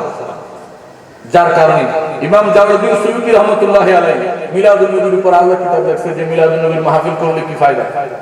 ইমাম হাইতামি এরা তো লেখছেন, তো বলবেন যে এরা 700 হিজরি 900 হিজরির লোক। আচ্ছা, আরেকটু পিছনে চলে যাই, চলেন। ওলিকুলের সম্রাট, হাম্বলি মাযহাবের জগৎ বিখ্যাত মুহাদ্দিস, হাম্বলি মাযহাবের জগৎ বিখ্যাত মুহাদ্দিস। শুধু কি তাই, ইবনে রজব হাম্বলি নিজে লিখছেন যে আমি ইবনে রজব হাম্বলি, হাম্বলি মাযহাবের পুরো জ্ঞান অর্জন করেছি শেখ মুহিউদ্দিন আব্দুল কাদের, যিনি একটা ময়দানের মধ্যে চলাফেরা করতো এমন একটা জীবন্ত একটা মুহাদ্দিস মুফাসসির, যিনি তাফসীরের কিতাব, হাদিসের কিতাব লেখেন, কোনো কিতাব বাকি নেই। আমি গুনাহগার 17টা পর্যন্ত অনেক কষ্ট করে তালাশ করে বের করছি। উনি রীতিমতো মিলাদুন নবীর ফজিলতের উপর, বৈধতার উপর কিতাব লেখছে। সেই সময় বুলবুলুস সাদি বিমাউলুদুল হাদি সাল্লাল্লাহু আলাইহি ওয়াসাল্লাম 500 হিজরি। যেই সালাউদ্দিন আইয়ুবীর কথা আজকে আমার ভাইয়েরা বলেন, ওনাদেরকে বলবো আপনারাও যারা জামাত ইসলামের মধ্যে আছেন, আপনারাও আপনাদের সদস্যদেরকে দ্বীন ইসলামের ব্যাপারে উৎসাহ দেওয়ার সময় সালাউদ্দিন আইয়ুবীর কথা বলেন, নুরউদ্দিন জাহাঙ্গীর কথা বলেন। এই সালাউদ্দিন আইয়ুবী, নুরউদ্দিন জাহাঙ্গীর নিজেরাই মিলাদুন নবী করতেন। কোথায় আছে? আল বিদায়া ওয়ান নিহায়ার মধ্যে আছে, একটু ভালো করে পড়েন, কয়েকবার পড়লে আশা করে পেয়ে যাবে। সালাউদ্দিন আইয়ুবী নিজে মিলাদুন নবী করতেন। এগুলো গৌস পাকের জামানার কথা বলছি, 500 হিজরি। এর আগেও ছিল। তাহলে উম্মতে মুসলমানের 1100-1200 বছরের মধ্যে একটা জিনিস চলে আসতেছে, এত বছর পরে এটা বেদাত। হঠাৎ করে 50 বছর আগে একটা চলে আসলো সিরাতুন নবী, এটা দাঁত। হঠাৎ করে 60-70 বছর আগে চলে আসলো বিশ্ব ইস্তেমা, এটা দাঁত। তাফসীরুল কোরআন মাহফিল, তাফসীরুল কোরআন মাহফিল নামে কোন শব্দ আপনি আমাকে কোন কিতাব থেকে দেখাতে পারবেন না। কারণ কোরআনের তাফসীর এগুলো শিখতে হবে মাদ্রাসায়। এগুলো আমি আগে বলেছি, আপনাদের এগুলো জানতে হবে। আপনাদের কোরআনের তাফসীর দিয়ে কি করবেন? আপনি হাদিসের ব্যাখ্যা দিয়ে কি করবেন? ওগুলো লাগবে আলেমদের। আপনাদের লাগবে ইলমে ফিকহ, কোনটা জায়েজ কোনটা না জায়েজ, কোনটা ফরজ কোনটা ওয়াজিব, কোনটা সুন্নাত কোনটা মুস্তাহাব, কোনটা মুবাহ, এতটুকু জ্ঞান আপনাদের প্রয়োজন নাকি? এই আলিফ লাম মিম অর্থ কি, এই হুদালিল মুত্তাকিন কেন বললো, আরেক জায়গায় হুদালিল নাস কেন বললো, এই দুই রকম কেন হইলো, এই সমস্ত এগুলো আপনাদের দরকার আছে। হ্যাঁ, যারা একটু শিক্ষিত নলেজ রাখেন ওনারা অর্জন করতে পারেন। তার অর্থ হচ্ছে তাফসীরে কোরআন মাহফিল হবে না, তাফসীরে কোরআন হবে কোথায়? মিলাদ মাহফিল। মাহফিল মিলাদ, কিন্তু এখানে কোরআনের ব্যাখ্যা চলবে, কোরআনের ব্যাখ্যা চলবে, হাদিসের ব্যাখ্যা চলবে। কিন্তু এগুলো সবগুলো একমাত্র বিকল্প রূপ। তো আমরা আলহামদুলিল্লাহ, আমরা যারা আহলে সুন্নাতের দাবিদার, আমরা কখনো বলি না তাফসীরে কোরআন মাহফিল বেদাত, কারণ আমরা আপাতত অত অজ্ঞ নই। বরং আমরাও তাফসীরে কোরআন মাহফিল করি। আমরা বলি না হাদিস মাহফিল বেদাত, বরং আমরাও দর্শে হাদিস, জিক্রে হাদিস, জিক্রে রাসূল, এই ধরনের মাহফিল আমরাও করব। তার অর্থ রাসূল সাল্লাল্লাহু আলাইহি ওয়াসাল্লামের সময়ে আনুষ্ঠানিকভাবে সাহাবী তাবেঈদের যুগে এই ধরনের তাফসীরের আলোচনা, হাদিসের আলোচনা, ফিকহের আলোচনা হয় নাই, কিন্তু হয়েছে নাম ছাড়া। কি ছাড়া? এজন্য আমরা বলি নাম ছিল না তাই মিলাদুন নবী বিদআত হতে পারে না, এটা মুস্তাহাব। আর যদি রাসূল যেভাবে করেছেন সেভাবে করেন তাহলে সুন্নাত। কোরআনের তাফসীর আমার নবী সাহাবায়ে কেরামকে শিখিয়েছেন, সাহাবী তাবেঈন থেকে শিখছে। এভাবে কোরআনের তাফসীরের আলোচনা যদি করেন, শিখেন, জানেন, বুঝার জন্য, এটাও জায়েজ, এটাও মুস্তাহাব। ওভাবে নিজের নলেজ বৃদ্ধির জন্য, জানার জন্য দর্শে হাদিসের মাহফিল যদি করেন, এটাও মুস্তাহাব। এভাবে আর নিজের জীবনকে সুন্দর করার জন্য, মাসলা মাসলি শিখার জন্য দর্শে ফিকহ মাহফিল করেন, এটাও মুস্তাহাব। কারণ সব আমার নবীর যুগে ছিল, নাম ছিল না। আমরা কখনো এগুলোকে বিদআত বলি না। তো যারা কথায় কথায় এগুলোকে বিদআত বলে, এটা তাদের অজ্ঞতার পরিচয়। এগুলো বলে কেন? কেন বলে এটা যদি আপনি এখনো না বুঝেন, তাহলে আপনার আর বুঝার ভাষা নেই। কেন বলে? দল তৈরি করার জন্য বলে। কি তৈরি করার জন্য? কারণ দলের একটা নিয়ম হচ্ছে, আমি যেই দল করব আমারটা ছাড়া বাকি সব খারাপ। যেটা আপাতত আমাদের মধ্যে আসছে, আমি যারা বাকি সব বন্ড জমি, আমি পিউষ তুমি। এটা হচ্ছে দল করার, দলীয়করণ মন মানসিকতা। এই মন মানসিকতা পরিহার করতে হবে, তাহলে আপনি বুঝতে সক্ষম হবেন। আর যদি ওই মন মানসিকতার মধ্যে ডুবে থাকেন, আপনি কখনো সত্য পর্যন্ত পৌঁছাতে পারেন। তাহলে আমার প্রিয় রাসূলের সেই সোনালী যুগ থেকে হাদিস, তাফসীর, ফিকহের সাথে সাথে সুফিবাদের উৎপত্তি। আর বুঝতে কষ্ট হয়েছে, বুঝতে কষ্ট হয়েছে। আর মিলাদ মাহফিল আমার নবী নিজেই করেছেন, সাহাবায়ে কেরাম করেছেন, নাম ছিল না, নাম হয়েছে 200 হিজরি। কত হিজরি? যে সময় বুখারী মুসলিম নাম হয়েছে। তো এখন যদি বলেন না মিলাদ নামটাই এই জন্য বেদাত, তাহলে বলবো সহিহ জামি সহিহ বুখারী নামটা বেদাত। কিরে, জামি সহিহ মুসলিম নাম বেদাত, সুনানে তিরমিজি নাম বেদাত, ঠিক মতো বাংলাদেশ নামও বেদাত। কারণ স্বাধীনতার আগে তো নামও ছিল। আমরা বলি নামকরণ করাটাও সুন্নাত, কারণ আল্লাহ আমাদেরকে নামকরণ করার জন্য শিখিয়েছেন যে পরিচিতির জন্য কি করতে হবে। এই জন্য সন্তান জন্ম হলে আমরা কি করি? কেন? সবগুলো তো আল্লাহর বান্দা, তো গণহারে সবার নাম আব্দুল্লাহ রাখি না। আমরা সবাই কার বান্দা? আল্লাহর বান্দা। তো সবার নাম আজকে থেকে আব্দুল্লাহ রাখা হবে। কেমন হবে? পরিচিতি হবে। তোমার নাম কি? আব্দুল্লাহ। বাবার নাম কি? আব্দুল্লাহ। দাদার নাম কি? আব্দুল্লাহ। পরিচিতি হবে। পরিচিতির জন্য আল্লাহ নিজে শিখিয়েছেন নামকরণ করা।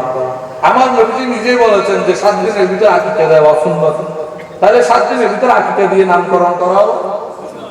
মক্কা ছিল, মক্কায় নামকরণ করেছেন নবীকে দিয়ে। ইয়াসরাব ছিল, মদিনাতুল মুনাওয়ারা নাম করেছেন নবীকে দিয়ে। এই নামকরণ করা আল্লাহর পদ্ধতি। সুবহানাল্লাহ। নামকরণ করা, নতুবা সব তো জান্নাত সৃষ্টি করেছেন কে? আল্লাহ। কিন্তু আল্লাহও সেখানে নামকরণ করেছেন জান্নাতুল মাওয়া, জান্নাতুল ফেরদৌস, আছে না? আচ্ছা, জাহান্নাম সব তো আল্লাহর সৃষ্টি, সেখানেও আল্লাহ কি করেছেন? নামকরণ করেছেন। তো নামকরণ করা এটা সুন্নাত, পরিচিতির জন্য। এই জন্য আমরা করি নাই। এই জন্য তবে তাবেঈদের যুগ থেকে নামকরণ করা হয়েছে যে নবীর আলোচনা যেটা হবে, নবীর সম্মান জিক্রে রাসূল যেটা যেখানে হবে, সেটার নাম মিলাদুন নবী। এই জন্য তবে তাবেঈদের যুগ থেকে যেখানে নবীর জিকির হয়, সেই মজলিসের নাম মিলাদুন। আর এর বিকল্প হিসেবে যত নাম আছে, নামকরণ করেছেন ভালো কথা, কিন্তু বুঝে নিতে হবে এগুলো সব মিলাদুন নবীর বিকল্প। অতএব এখানে সবগুলো বগদুন নবী, আমার নবীর প্রতি বিদ্বেষপূর্ণ কথাবার্তা, নবীর প্রতি বিদ্বেষপূর্ণ আচরণ এই মজলিসের মধ্যে ইমানকে মহল করবে। তাহলে মৌলিক আমাদের যেটা দরকার সেটা হচ্ছে সুফিবাদী অনুসরণ। কারণ এটাই আমাদের আত্মশুদ্ধি করতে পারবে, আমাদের কলব হিংসা মুক্ত রাখা, আমাদেরকে গীবত মুক্ত রাখা, আমাদেরকে বড় মনের হওয়া, সকল অবস্থায় ভাঙা ঘরেও আল্লাহর শুকরিয়া আদায় করতে থাকা, এই জিনিসগুলো আমরা একমাত্র শিখতে পারবো সেখানে। শুধু কি তাই, আজকে দেখেন আমরা অনেক মানুষ ধোঁকাবাজির হাতে করি না? হয় যাও তুমি দ্রুত পয়সাওয়ালা হয়ে যাবা, ওই ওখানে একটা স্বর্ণের দেখি আছে, তো তোমাকে তুলে দেওয়া হবে।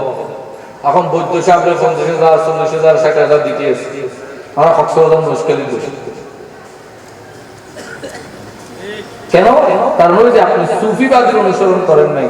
সুফিবাদী যদি আপনি বুঝতেন, আমার আল্লাহ আমাকে যেভাবে রেখেছে আলহামদুলিল্লাহ, নিশ্চয় আল্লাহ রাসূল আমার জন্য এটাই যথেষ্ট মনে করতে। হয়তো এর চেয়ে বেশি পাইলে আমি সংরক্ষণ করতে পারবো না, এর চেয়ে বেশি পাইলে হয়তো আমার আরেকদিকে ক্ষতি হয়ে যাবে, আল্লাহ রাসূল এতটুকু আমার জন্য যথেষ্ট মনে করেছেন আলহামদুলিল্লাহ। এই সকল অবস্থাতে শুকরিয়া আদায় করা সুফিবাদের চর্চা। আপনার যখন এটা থাকবে, এখন আর কোনো ধোঁকাবাজের হাতে করবেন। কত মানুষ ইউনিভার্সিটি টু দোকান ছড়িয়ে জিন্দগি তো করে ফেলবে, জিন্দগি। এই জন্য সুফিবাদের কোন বিকল্প। আজকে দেখেন একটা আপনাদের সামনে একটা নজির দেখেন, এই যে ওই সময় হাদিস চলে আসছে, তা হাদিসের কিতাবও আসছে। হাদিস যেমন আসছে হাদিসে বুখারী, মুসলিম, তিরমিজি, নাসাঈ, আবু দাউদ, ইবনে মাজাহ, মুওয়াত্তা মালিক, মুওয়াত্তা মুহাম্মদ, অনুরূপ তাফসীরের কিতাবও আসছে না, ফিকহের কিতাবও আসছে। এখন জিজ্ঞেস করতে পারেন যে ওই সময় যদি সুফিবাদের উৎপত্তি হয়, সুফিদের কিতাব কোথায়? এরা কিছু লেখে নাই কেন? হ্যাঁ, এটাও আছে। আমরা সেই বিষয়ে অনেক দূরে অজ্ঞ বলে আমরা জানি।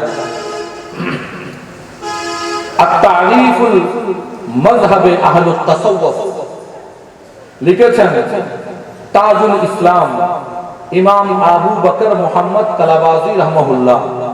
উনি ইন্তেকাল করেছেন 380 হিজরি। কত হিজরি? এবার আসেন, এই ইমাম কালাবাজি রাহমাহুল্লাহ ইমাম বুখারী ও মুসলিম দুজনের ছাত্র। সুবহানাল্লাহ, দুজনের কি? উনি এই দুজন থেকে সরাসরি হাদিস শিখেছেন। উনি এমন মুহাদ্দিস যার কাছে সনদ সহ 3 লক্ষ হাদিস মুখস্থ ছিল। এটা সোজা কথা, 3 লক্ষ হাদিস মুখস্থ। যিনি আতা ও মুজাহিদ থেকে সমস্ত তাফসীর শিখেছেন। এখন বুঝাচ্ছে বিষয়টা। তাহলে উনি জগৎ বিখ্যাত মুফাসসির ও মুহাদ্দিস, কিন্তু উনি খ্যাতি অর্জন করেছে সুফি হিসাবে। একজন আলেমের কাছে অনেকগুলো গুণ থাকে। যেমন মনে করেন একজন ভাই কনস্ট্রাকশনের কাজও জানে, ইলেকট্রিকের কাজও জানে, 5 ফিটারের কাজও জানে, 3টা জানে। সে কি 3টা হিসেবে পরিচিত হয়? হ্যাঁ, সে হয় মানুষ তাকে হয় বলবে যে 5 ফিটার মিস্ত্রি অথবা ইলেকট্রিক মিস্ত্রি অথবা কন্ট্রাক্টর, যে কোনো একটা বলবে। সে 3টাই পারদর্শী, 3টা বলবে। কোনটা বলবে? একটা, তাও কোনটা? যেটাকে সে বেশি করে, যে কাজটা সে নিজেই বেশি করে, তো সেটা বেশি করার কারণে মানুষ তাকে সেটার দিকে নির্দেশ করবে। যেমন ইমাম বুখারী, উনি মুহাদ্দিস হিসেবে খ্যাত। কেন? উনি কি তাফসীরের কোরআনের ব্যাখ্যা জানতেন না? উনি কি ইলমে ফিকহের জ্ঞান রাখতেন না? তো মুহাদ্দিস হিসেবে পরিচিতি বেশি কেন? কারণ উনি সেই প্ল্যাটফর্মে কাজ বেশি করতেন। ইমামে আযম আবু হানিফা, উনি তো অসংখ্য হাদিস জানতেন। শুধু কি তাই, কোরআনের তাফসীর যেই প্রকারে যেইভাবে আপনি ব্যাখ্যা করতে বলবেন সেইভাবে করতেন। তো উনি তো ফকিহ হিসেবে পরিচিতি কেন? কারণ সেই প্ল্যাটফর্মে কাজ বেশি করেছেন। আমার গৌস বাগদাদ, উনি তো তাফসীরের কিতাবও লিখেছেন, হাম্বলী মাযহাবের বড় ফকিহ ছিলেন, অসংখ্য হাদিস মুখস্থ জানতেন। আমরা যে খতিবে বাগদাদির কথা বলেন, একটু খতিবে বাগদাদির তরজুমান করেন। খতিবে বাগদাদির উস্তাদ ছিল, হাদিসের উস্তাদদের মধ্যে একজন হচ্ছে শেখ মহিউদ্দিন আব্দুল কাদের। তাহলে উনি মুহাদ্দিস ছিলেন, মুফাসসির ছিলেন, কিন্তু উনি ওলি হিসাবে ফকিহ ছিলেন, কিন্তু ফকির হিসাবে প্রচলিত বেশি। কি হিসাবে? ফকির মানে আউলিয়া হিসাবে। কেন? কারণ উনি ওইটাতে কাজ বেশি করতেন। তো ইমাম কালাবাজিও তাফসীর, হাদিস সকল বিষয়ে পারদর্শী ছিলেন, কিন্তু উনি ইলমে তাসাউফ নিয়ে বেশি কাজ করতেন, এই জন্য সুফি হিসাবে বেশি পরিচিত। উনি ইন্তেকাল করেছেন 380 হিজরি। মনে থাকবে? কত হিজরি? 380 হিজরি। এখানে উনি একেবারে আল মানাত তাসাউফ, তাসাউফ অর্থ কি? হ্যাঁ, মানাত সুফি, সুফি কাকে বলে একটা বিষয়ও বাদ দেন নাই। বায়াতের ফজিলত থেকে শুরু করে সকল বিষয় আছে। সোহবত, বায়াতের মূল জিনিস হচ্ছে, আমরা তো মনে করি বায়াত মানে গেলাম, হাত ধরলাম, হাতের সাথে হুজুরের হাত ধরে ওয়াদা করলাম, কলমা শরীফ পড়লাম, শেষ। মাঝে মাঝে একটু নিয়ে জিয়ারত করে সাক্ষাৎ দিয়ে চলে আসবো, জি না, এটাকে বায়াত বলে। বায়াতের মূল জিনিস হচ্ছে সোহবত, পাশে থাকা। যত বেশি পাশে থাকবেন তত বেশি শিখবেন, তত বেশি জানতে পারবেন। এটা আজকে আমার এই আলোচনা। যারা 10 মিনিট শুরুতে ছিল তারাও কিছু জেনেছে, যারা শেষে থাকবে তারা কিছু জানছে। সবচেয়ে বেশি জানছে যারা শুরু থেকে শেষ পর্যন্ত। ঠিক অনুরূপ সোহবত, যত বেশি আপন মুর্শিদের সাথে, ওস্তাদের সাথে আপনি পাশে থাকবেন তত বেশি ওনাকে ফলো করতে পারবেন। উনি কিভাবে খাচ্ছেন, কিভাবে ঘুমাচ্ছেন, কিভাবে নামাজ পড়ছেন, হাঁটার সময় কিভাবে হাঁটছেন, হাঁটার সময় চোখ কোন দিকে রাখে, ওনার বলার ভঙ্গিমাটা কেমন, উনি কিভাবে নিজেকে অহংকার মুক্ত করার চেষ্টা করেন, আপনি পাশের থেকে শিখতে পারবেন। যত বেশি সোহবত থাকবে তত বেশি আপনি শিখতে পারবেন। এই সোহবতকেই তো আল্লাহ গুরুত্ব দেওয়ার জন্য বলেছেন, মা দাল্লা সাহিবুকুম ওয়া মা গাওয়া। সোহবতের কারণে তো সাহাবায়ে কেরামের ফজিলতের মধ্যে তারতম্য হয়েছে। তো আমার পেয়ারা নবী থেকে বেশি জানার জন্য, শিকার জন্য কিছু সাহাবী ছিলেন যারা মসজিদে নববীর বারান্দায় পড়ে থাকতেন। কোথায়? মসজিদ নববীর বারান্দায় পড়ে থাকতেন। এদেরকে বলা হয় আহলে সুফফা। আহলে, এখান থেকে সুফিবাদের উৎপত্তি। তো যে আহলে সুফফা থেকে সুফির উৎপত্তি, তাহলে আমাদের আদর্শ হতে হবে আহলে সুফফার মতো। তো আহলে সুফফা কি বছরে একদিন নবীর কাছে গেছে? মাসে একদিন, সপ্তাহে শুক্রবার জুমার নামাজে? তাহলে আহলে সুফফা তারা যারা আমার রাসূলুল্লাহ সাল্লাল্লাহু আলাইহি ওয়াসাল্লামের সাথে যত বেশি সম্ভব থাকার চেষ্টা করেছেন, যাতে বেশি বেশি রাসূলুল্লাহ সাল্লাল্লাহু আলাইহি ওয়াসাল্লাম থেকে জ্ঞান বিজ্ঞান আহরণ করা যায়। এজন্য সবচেয়ে বেশি হাদিস বিষয়, হাদিস ব্যাখ্যাকারী সাহাবী নাম যখন আলোচনা করবেন, উনিও আহলে সুফফার সদস্য। সবচেয়ে বেশি তাফসীর ব্যাখ্যাকারী সাহাবীর নাম যখন নেবেন, উনিও আহলে সুফফার সদস্য। সবচেয়ে বেশি ফকিহি যিনি সাহাবী, ওনার নাম নিলে উনিও আহলে সুফফার সদস্য। ঘটনা কি? কারণ বেশি পাশে ছিলেন। একটা ছেলে মাসে একদিন স্কুল করে, আরেকজন সপ্তাহে করে, আরেকজন বছরে করে, আরেকটা প্রত্যেকদিন স্কুল করে, আবার আরেকজন প্রত্যেকদিন স্কুলে ক্লাস করে। তো করে ক্লাসের ফাঁকে ফাঁকে মাস্টারকে জ্বালায়, কয় স্যার এটার ব্যাখ্যা কি, ওটা কেমন হবে, এটা কেমন হবে। সবার জ্ঞান সমান নয়, সবার জানা সমান নয়। এজন্য বায়াতের মূল বিষয়টা নির্ভর করে সোহবত। এই জন্য একটা জিনিস ফলো করবেন, আগেকার সুফি ইকরাম যারা, ওলি ইকরাম যাদের কথা আমরা বলি, যাদের আদর্শের কথা বলি, শাহজালাল, মুজাররদ, পিরিয়া, মনি, শাহ আমানত থেকে ওয়াগায়রা ওয়াগায়রা, এদের দিকে যখন তাকাই, এদের মধ্যে কোনো হিংসা নাই, কোনো অহংকার নাই, কোনো চাওয়া পাওয়া না পাওয়া, এগুলোর মধ্যে কোনো ভেদাভেদ নাই। কেন? একটু দেখেন, এরা এদের মুর্শিদের সাথে দীর্ঘ জীবন ছিল। 5 বছর, 6 বছর, 12 বছর, 14 বছর, যার যতদিন সুযোগ হয়েছে দীর্ঘ সময় ওনার কাছে ছিল, ওনার পাশে থেকে সবগুলো শিখছে। আর এখন কেন এই অবস্থা? আগেকার উলামায়ে কেরামদের অবস্থা দেখি, ইমাম জালালউদ্দিন সুয়ুতি, ইমাম জালালউদ্দিন মুহাল্লি, ইবনে হাজার হাইসামি, মোল্লা আলী কারি হানাফি, ওয়াগায়রা ওয়াগায়রা, तमाम উলামায়ে কেরাম।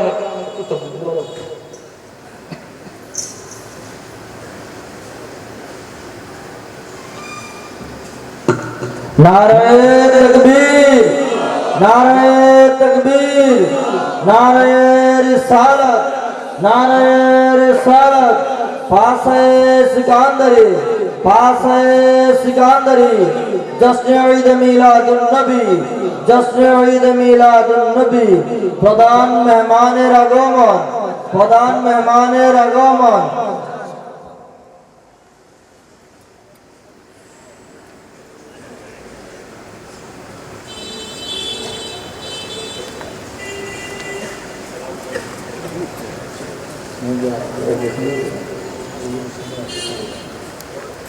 প্রিয় আশিকান মুস্তাফা সাল্লাল্লাহু আলাইহি ওয়াসাল্লাম,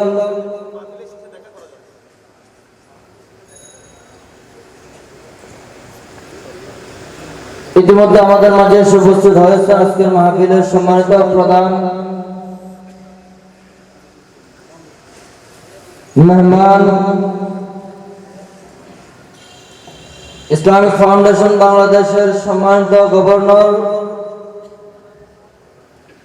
নাসারিয়া কামিল মাদ্রাসার সম্মানিত অধ্যক্ষ, মুজাহিদ মিল্লাত আল্লামা মুফতি ডক্টর কবির উদ্দিন সরকার সালেহী মাদ্রাসাতুল আলী, আমরা ইন্তজামিয়া কমিটির পক্ষ থেকে হুজুরকে মোবারকবাদ জানাচ্ছি। যেহেতু রাত হয়েছে, আমরা বেশি কিছু না বলে আলোচনার দিকে মনোযোগ দিলে ভালো হয়। আপনার মেহরবানি করে সবাই বসে যান। আলহামদুলিল্লাহ, হুজুর তাশরীফ আনছেন, আমরা আলোচনা দীর্ঘায়িত করছি না। সবাই অবশ্যই আমরা ধৈর্য সহকারে বসবো, হুজুরের মূল্যবান আলোচনা শুনবো, ঠিক কিনা? তাহলে আমি বলেছিলাম যে সোহবত বায়াতের মূল জিনিসটা কোথায় বলেন? কোথায়? সঙ্গ। যত বেশি থাকবেন তত বেশি শিখবেন। এই জন্য হাদিস বিশারদদের মধ্যে যিনি শ্রেষ্ঠ উনিও আহলে সুন্নাহর সদস্য, তাফসীরের মধ্যে যিনি বিশারদের মধ্যে যে সাহাবী শ্রেষ্ঠ উনিও আহলে সুন্নাহর সদস্য, যে সাহাবী ফকিহদের মধ্যে শ্রেষ্ঠ উনিও আহলে সুন্নাহর সদস্য। কেন? কারণ এরা মসজিদে নবীর বারান্দায় বসে বসে আমার নবীকে আসতে যাইতে 24টা ঘন্টা 5 ওয়াক্তে 5 বার পুরো বছরে 365 দিন সব সময় নবীকে দেখার সৌভাগ্য অর্জন করেছেন। সুবহানাল্লাহ। প্রত্যেক জায়গায় আমরা যদি একবার দেখি, দুইবার দেখি, দেখে শেষ, এটার জানা আর দীর্ঘদিন পাশে থাকার মধ্যে পার্থক্য আছে। এজন্য ইমাম সুয়ুতি, ইমাম জালালউদ্দিন মুহাল্লি, ইমাম মোল্লা আলী কারি হানাফি, তামাম উম্মত মুসলমানের যাদেরকে আমরা মুস্তাহিদ বলছি, এদেরকে যদি ফলো করি, এরা কোনো অহংকার মুক্ত ছিলেন, কোনো অহংকার এদের কাছে ছিল না। এদেরকে শুধু একটা ঘটনা বলি, ইমাম জালালউদ্দিন রুমি রহমতুল্লাহ আলাইহি উনি রাস্তা দিয়ে যাচ্ছেন, তো একদিন এক রাখাল বলছেন, হুজুর একটু দাঁড়ান, আমি আপনার হাতে একটু চুমু দেব। হুজুর দাঁড়িয়ে আছে, রাখাল ভুলে গেছে যে হুজুরকে দাঁড়াতে বলছে, সে কাজে মশগুল হয়ে গেছে। হঠাৎ করে যখন তাকায় হুজুর দাঁড়িয়ে আছে, দৌড়িয়ে আসতেন, বলছে হুজুর আমি তো ভুলে গেছি, আপনি বেয়াদবি ক্ষমা করেন। বলছে না, আল্লাহ তোমাকে মাহরুম করেন নাই, আমাকে মাহরুম করেন নাই, আমি কি করে আল্লাহর বান্দাকে রাসূলের উম্মতকে মাহরুম করব? কেন আমরা যদি হই সেই জায়গায়, আমি এত বড় বিশ্বাস, আমি কেন দাঁড়াই থাকি? একটু লাইনে দাঁড়াও আপাতত ফোন দেওয়ার জন্য। কিন্তু ওনারা অহংকার মুক্ত ছিলেন, এই জগৎ বিখ্যাত মুহাদ্দিসরা। কেন? কারণ সোহবত। ওনারা ওনাদের উস্তাদের, ওনারা ওনাদের মুর্শিদের, হাদিসের উস্তাদ, ফিকহের উস্তাদ, তাফসীরের উস্তাদ, অনুরূপ ভাবে তাসাউফের উস্তাদ। হাদিস মনোযোগ, হাদিস, ফিকহ, তাফসীর, এই তিন বিভাগের উস্তাদকে বলা হয় শেখ, আর তাসাউফের উস্তাদকে বলা হয় মুর্শিদ। কেন? কারণ এই শিক্ষাটা আমি আগে বলেছি, এটা প্র্যাকটিক্যাল। এটা কি? এবং আপনার কলবের সাথে জড়িত, নফসের সাথে জড়িত। এই জন্য এটা মুর্শিদ, পথ প্রদর্শক। আর এই তিন বিভাগের উস্তাদকে বলা হয় শেখ। তো তারা তাদের শেখ ও মুর্শিদের সাথে দীর্ঘ জীবন একেবারে অঙ্গাঙ্গিন ভাবে জড়িত ছিলেন, উস্তাদের শেখের সোহবতের মধ্যে ছিলেন। তারা দেখেছেন তাদের হাদিস, ফিকহ এবং তাফসীর উস্তাদ এবং তাসাউফের শিক্ষকরা কেমন ছিলেন। এই জন্য তারা ওগুলো মুক্ত ছিলেন। আর আমরা বায়াত হয়ে মনে করি বেহেশত শেষ, বায়াত হয়েছি, বেহেশত কি পেয়ে গেছি। তো তাসাউফের কিতাব, আমি এজন্য বলেছি, যেই সোনালী যুগে হাদিসের গ্রন্থ চলে আসছে, তাফসীরের গ্রন্থ চলে আসছে, ওই সোনালী যুগে ফিকহের গ্রন্থ চলে আসছে, ওই সোনালী যুগে তাসাউফের বিষয় গ্রন্থ সংকলিত হয়েছে। যেমন ইমাম হাসানুল বসরি, তাফসীরে হাসানুল বসরি, আল্লাহ তাইফুল আশরাফ, ইমাম কুশাইরি রাহমাহুল্লাহ, ঠিক অনুরূপ এই যে আজকে একটা দেখালাম, ইমাম তালাবাজি রাহমাহুল্লাহ আত-তারিফুল মাযহাবে আহলুত তাসাউফ, তখন থেকে সংকলিত হয়েছে, দীর্ঘ জীবন সংকলিত হচ্ছে, এগুলো আজীবন সংকলিত থাকবে। তাহলে হাদিস বিভাগ কয়টি? 4টি, তাফসীর, হাদিস, ফিকহ, তাসাউফ। আর আমাদের জন্য, জেনারেল মানুষের জন্য দরকার শেষ দুইটা। আলেমদের জন্য হাদিস, তাফসীর দরকার, আপনাদের তেমন দরকার নাই। জেনারেলের জন্য দরকার ফকিহ, অর্থাৎ ফতোয়া। কেন? জায়েজ না জায়েজ, হালাল হারাম, ফরজ ওয়াজিব, সুন্নাহ মুস্তাহাব শিখার জন্য। আর দরকার কি? সুফিবাদ। কেন? কারণ কিভাবে আত্মশুদ্ধি করবে। কয়টা জিনিস? দুটো জিনিস। এই জন্য আমাদের উলামায়ে কেরাম বায়াতের দিকে আপনাদেরকে গুরুত্ব দেন। কেন দেন? কারণ আত্মশুদ্ধি বিষয়টা দরকার বেশি। এই জন্য তো বায়াত তো হবো, কিন্তু এটা মনে রাখতে হবে আমার সাথে শিক্ষকের দেখা সাক্ষাৎ মাসে কয়বার, বছরে কয়বার? বছরে একদিন ক্লাস করলে বাবা কি অর্জন হবে? বছরে মাসে একবার ক্লাস করলে কি অর্জন হবে? যত বেশি আপন মুর্শিদের সোহবতে থাকা যাবে, যত বেশি কাছে যাওয়া যাবে, তত বেশি জ্ঞান, বলেন কত বেশি জ্ঞান অর্জন হবে। আমি আমার আলোচনা আর দীর্ঘায়িত করছি না, শুধু দুইটা কথা বলবো। একজন প্রশ্ন করতেন আজকে উঠতে হুজুর, রাসূলের রওজা শরীফ এটা কাবার চেয়ে বড় বলা যাবে কিনা? তো আমি ওনারা বলছি যে আপনি কোথায় পড়ছেন? উনি বলতেছে আমি হাটাজারিতে পড়ছি। তো এই জন্য আমি আর হাদিসের রেফারেন্স দিচ্ছি না, যেহেতু হাটাজারিতে পড়তে আমি দেওবন্দের রেফারেন্স দিচ্ছি। আকায়েদে উলামায়ে আহলে সুন্নাত দেওবন্দ, আকায়েদে উলামায়ে আহলে সুন্নাত, এটা লেখছেন মাওলানা আব্দুস শুকুর তিরমিজি, আব্দুস শুকুর তিরমিজি। আর এটার মধ্যে দেওবন্দের 25টি আকীদা ওনারা আলোচনা করেছেন। আর এটার মধ্যে 35 জন আলেম, দেওবন্দের কয়জন আলেম? 35 জন। মোহাম্মদ তৈয়ব মুহতারাম দারুল উলুম দেওবন্দ, এভাবে এই আহমদ উসমানিয়া থানভী, মোহাম্মদ শফি দারুল উলুম করাচি, এবার ওনাদের 35 জন আলেম এখানে স্বাক্ষর দিয়েছেন। তো এখানে 3 নম্বর আকীদার মধ্যে ওনারা লিখতেছেন वो हिस्सा जमीन जो जनाब रसूल इस्लाम की एजा मुबारक को मस किए हुए हैं आला उल अतलक अफजल है। জমিনের এই টুকরা যেটা আমার নবী পাকের দেহ মুবারকের সাথে লেগে আছে, এটা উত্তমের চেয়ে উত্তমের চেয়ে উত্তম। यहाँ तक के এটা কত উত্তম? কাবা और अर्श कुर्सी से भी अफजल है। কাবা अर्श कुर्सी থেকে বড়। বাকি আমি আর কোরআন হাদিসের দিকে যাচ্ছি না। কোরআন হাদিসের দিকে গেলে আলহামদুলিল্লাহ আপনারা আমি বাসে দিতে পারবো দলিল। একটু দয়া করে বিতর্ক না করে রাস্তার ময়দানে আপনি আপনাদের আকাদেরদের একটু কিছু কিছু বই পড়েন, তো বলতে পারেন যে আমাদের হুজুর আরেক রকম লেখছে আরেক জায়গায়। এটাই তো সমস্যা, আপনাদের হুজুর এক এক জায়গায় এক এক রকম লেখে, এটাই সমস্যা। ওনারা এক জায়গায় স্থির থাকতে পারেন, এক জায়গায় স্থির থাকতে পারেন, এক এক জায়গায় এক এক রকম লেখে। যেমন ওনারা দেখেন বলতেছে উসিলে ধরা বেদাত, উসিলে ধরা শিরিক, উসিলে নেওয়া বেদাত, উসিলে ধরা শিরিক। কিন্তু দেখেন ওলি মারা গেছে, মাজারে কেন যাবেন? ফতোয়ায়ে রশিদিয়ার মধ্যে প্রশ্ন করা হয়েছে মাজারাতে আউলিয়া সে ফয়েজ হাসিল होता है या नहीं, ওলি আল্লাহর মাজার থেকে যাবে কি যাবেন না, জিয়ারত করা জায়েজ আছে কিনা এগুলো বলে নাই, সরাসরি ডাইরেক্ট অ্যাকশন, মাজার থেকে ফয়েজ নেওয়া যাবে কিনা। তারা তো বলে মরে গেছে, শাহজালাল ওখানে যাবেন কেন? শাহ মানত মরে গেছে, যাবেন কেন? আর একটু করা ধরনের হলে কয় মরিয়া পড়ছে বলে গেছে, করা যদি হয়, বুঝেন না? তো এখন এখানে দেখতেছে মাজারে ওলির মাজার থেকে ফয়েজ পাওয়া যাবে কিনা। তো রশিদ আহমদ সাহেব উত্তর দিচ্ছেন মাজারাতে আউলিয়া সে কামিলিন কো ফয়েজ होता है। ওলিদের মাজার থেকে যারা কামেল, দিন ধর্ম সম্পর্কে একটু বেশি তাকওয়া পরহেজগার আছে, এমন ব্যক্তি ওলির মাজার থেকে কি নিতে পারে? ফয়েজ নিতে পারে। এটাই তো সমস্যা। আপনারা আপনাদের মাসিক ম্যাগাজিনে দেখবেন পীরের হাতে পায়ে চুম দেওয়া হয়েছে, আর আপনাদের রশিদ আহমদ গাঙ্গুহি সাহেব ফতোয়ায়ে রশিদিয়ার 545 পৃষ্ঠার মধ্যে উনি ফতোয়া দিচ্ছেন। ওনাকে প্রশ্ন করা হয়েছে किसी शख्स की ताज़ीम को खड़ा हो जाना, पांव पकड़ना, चूमना ताज़ीमन दुरुस्त है या नहीं, কারো সম্মানে দাঁড়ানো, হাতে পায়ে চুমু দেওয়া বৈধ আছে কি নাই? উনি জবাব দিচ্ছেন তাজিমে দিনদার को खड़ा होना दुरुस्त है, धार्मिक ব্যক্তির সম্মানে দাঁড়ানো বৈধ, পাও চুমনা ऐसी शख्स का भी दुरुस्त है, এমন ব্যক্তির পায়ে চুমু দেওয়া বৈধ।